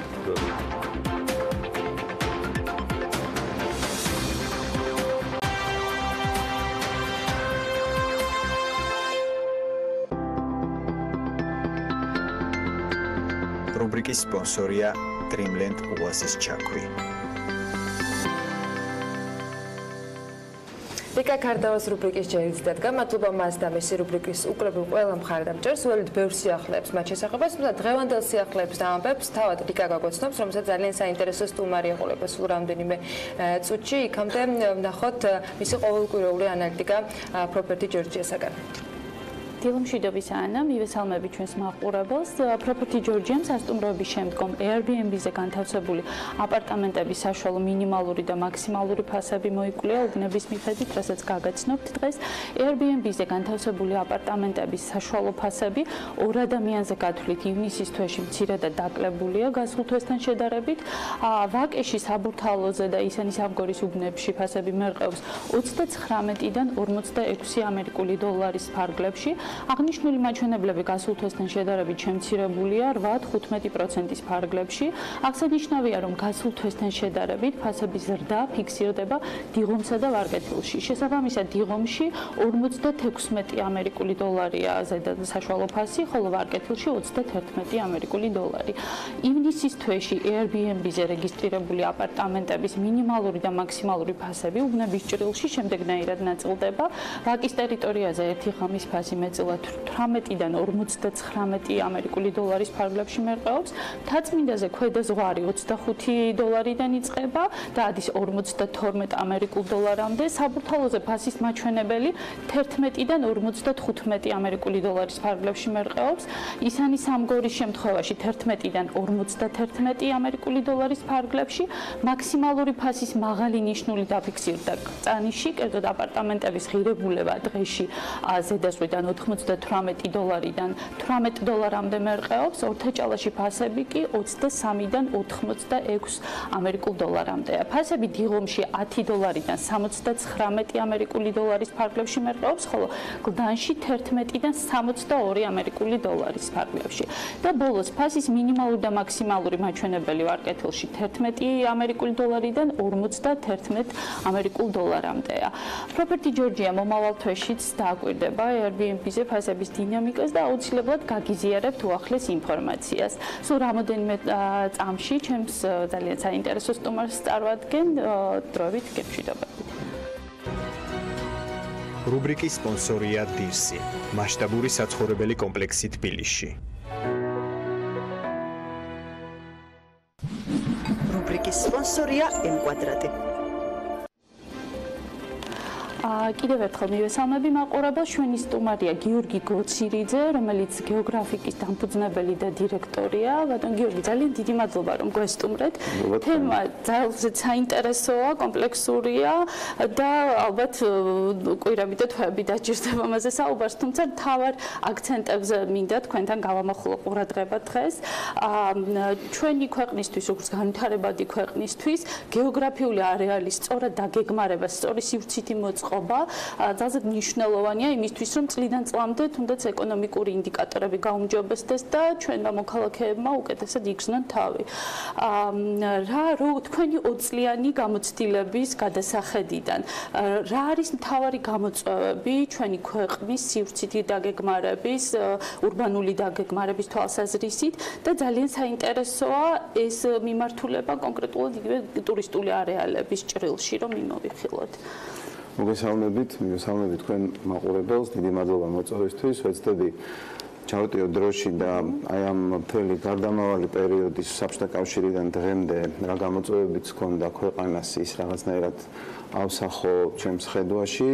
ჩვენ ხვდა წილად ძალიან რთული მემკვიდრეობა. ვინაიდან საქართველოს სოციალისტური რესპუბლიკა იყო ერთი რაღაც დიდი სურათის პატარა ფაზლი, სადაც პრაქტიკულად ბევრი რამე იყო იგნორირებული, იმიტომ რომ დიდ სივრცეში წარმოადგენდა სხვა გამოწვევებზე მორგებული, ასე ვთქვათ, ტერიტორიული ერთეული დამოუკიდებლობის პირობებში ჩვენ აღმოჩნდით ჩვენ თავთან მარტო და სულ სხვანაირად გახდა საჭირო გადაგვეაზრებინა ის სივრცე, ის ფასეულობები, ის პრობლემები, ის გეოპოლიტიკური დისლოკაციიდან დაწყებული, თუნდაც კულტურული მემკვიდრეობით დამთავრებული და ეგრეთ წოდებულ ბაზარზე დავრჩით მარტოები. მინდა აღვნიშნო, რომ ამ პროცესს საკმაოდ კარგად, ასე ვთქვათ, გაუძეხით, იმიტომ რომ პოსტსაბჭოთა სივრცეში ხო ყველაფერს უნდა შეადაროთ ყველაფერი. პოსტსაბჭოთა სივრცეში მინდა გითხრათ, რომ მოწინავე ადგილი გვიკავია, თუნდაც სამართლებრივი თვალსაზრისით, გულისხმობს სივრცით მოწყობას, ქალაქმშენებლობითი დოკუმენტაციის შექმნის პროცესებს. რა თქმა უნდა, ბევრ ქვეყანაში, სადაც საბჭოთა კავშირის ყოფილ ქვეყანაში, სადაც ჯერ კიდევ, ასე ვთქვათ, სოციალისტური მიდგომებია, შეიძლება ბევრი რამე ტექნოკრატიულად უფრო აწყობილი იყოს, მაგრამ დემოკრატიული მდგენელი ჩვენთან ძალიან, ასე ვთქვათ, წინ წამოწეულია და საამაყოა, მაგრამ მეორე მხრივ ეს იწვევს იმ სირთულეებს, რომლებიც ძირითადად დაკავშირებულია გადამეტებულ მოლოდინებთან, ან პირიქით დაქვეითებულ მოლოდინებთან. რას ნიშნავს მაგალითად, თუნდაც 7 წლის წინ საერთოდ არავის არ ეჯერა, რომ მესტია განვითარდებოდა სამთო-სათხილამურო თვალსაზრისით, ან ამდენ ტურისტს მოიზიდავდა. დღეს პირიქით გადაჭარბებულია და ვინაიდან რეალურად მოსახლეობაში ფული რჩება, ტურიზმი საკმაოდ დიდი კონტრიბუტორი არა μόνο ცენტრალურ ბიუჯეტში, არამედ ადგილობრივ ბიუჯეტში და უშუალოდ სოფლებში შედის და თითოეულ კომში ხეირიში აქვს.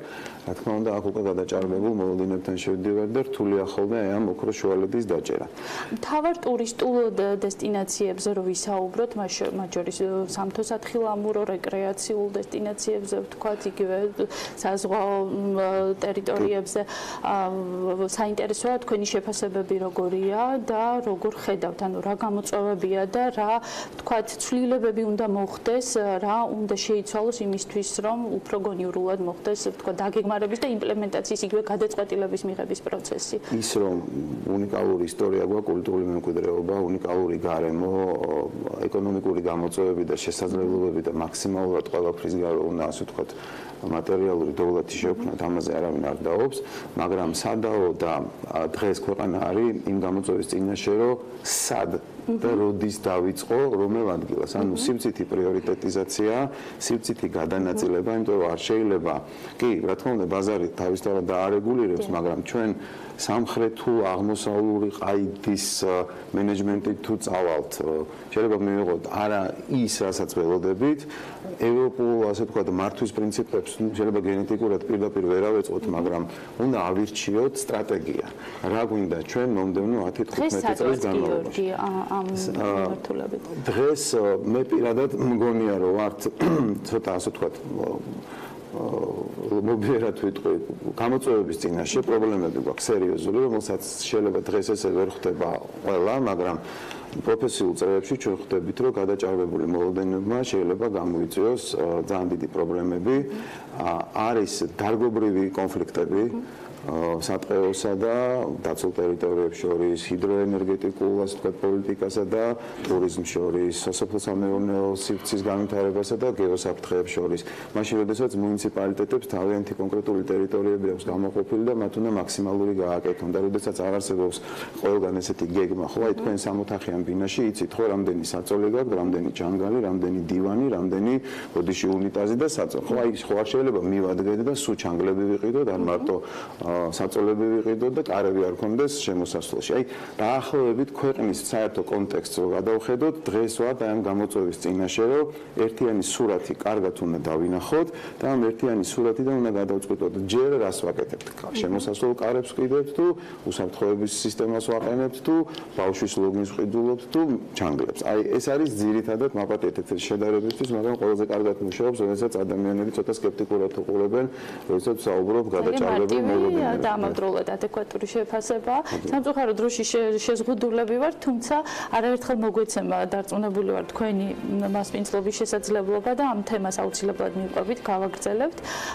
დიდი მადლობა, წარმატებას გისურვებთ. იმედია ქვეყანას მიეცემა იმის შესაძლებლობა, რომ შემუშავდეს გრძელვადიანი ერთიანი სურათი, რომელიც თანმიმდევრულად განავითარებს ჩვენ სივრცით მოწყობას და იქ გათვლილი იქნება ყველას ინტერესი სწორად ქვეყნის, ინვესტორის, ბიზნესის, მოქალაქეების. დიდი მადლობა, რომ იყავით ჩვენი სტუმარი, მაყურებელს მშვიდობები და ტრადიციულად ვუსურვებთ წარმატებულ ინვესტიციას უცხოეკონომიკის სექტორში. მადლობა ლიგას, პროფესორ ჯორჯიას მმართველი პარტნიორი დღეს გიორგი კოცირიძეს გეოგრაფიკის დამფუძნებელს და დირექტორს მასპინძლობდა. მით ჩვენ ეთერს ვასრულებთ. ბედნიერ დღეს გისურვებთ. წინ საქმის კურსის ეთერები გელოდებათ. ხვალ დილის რაზე შეხვდებით ერთმანეთს.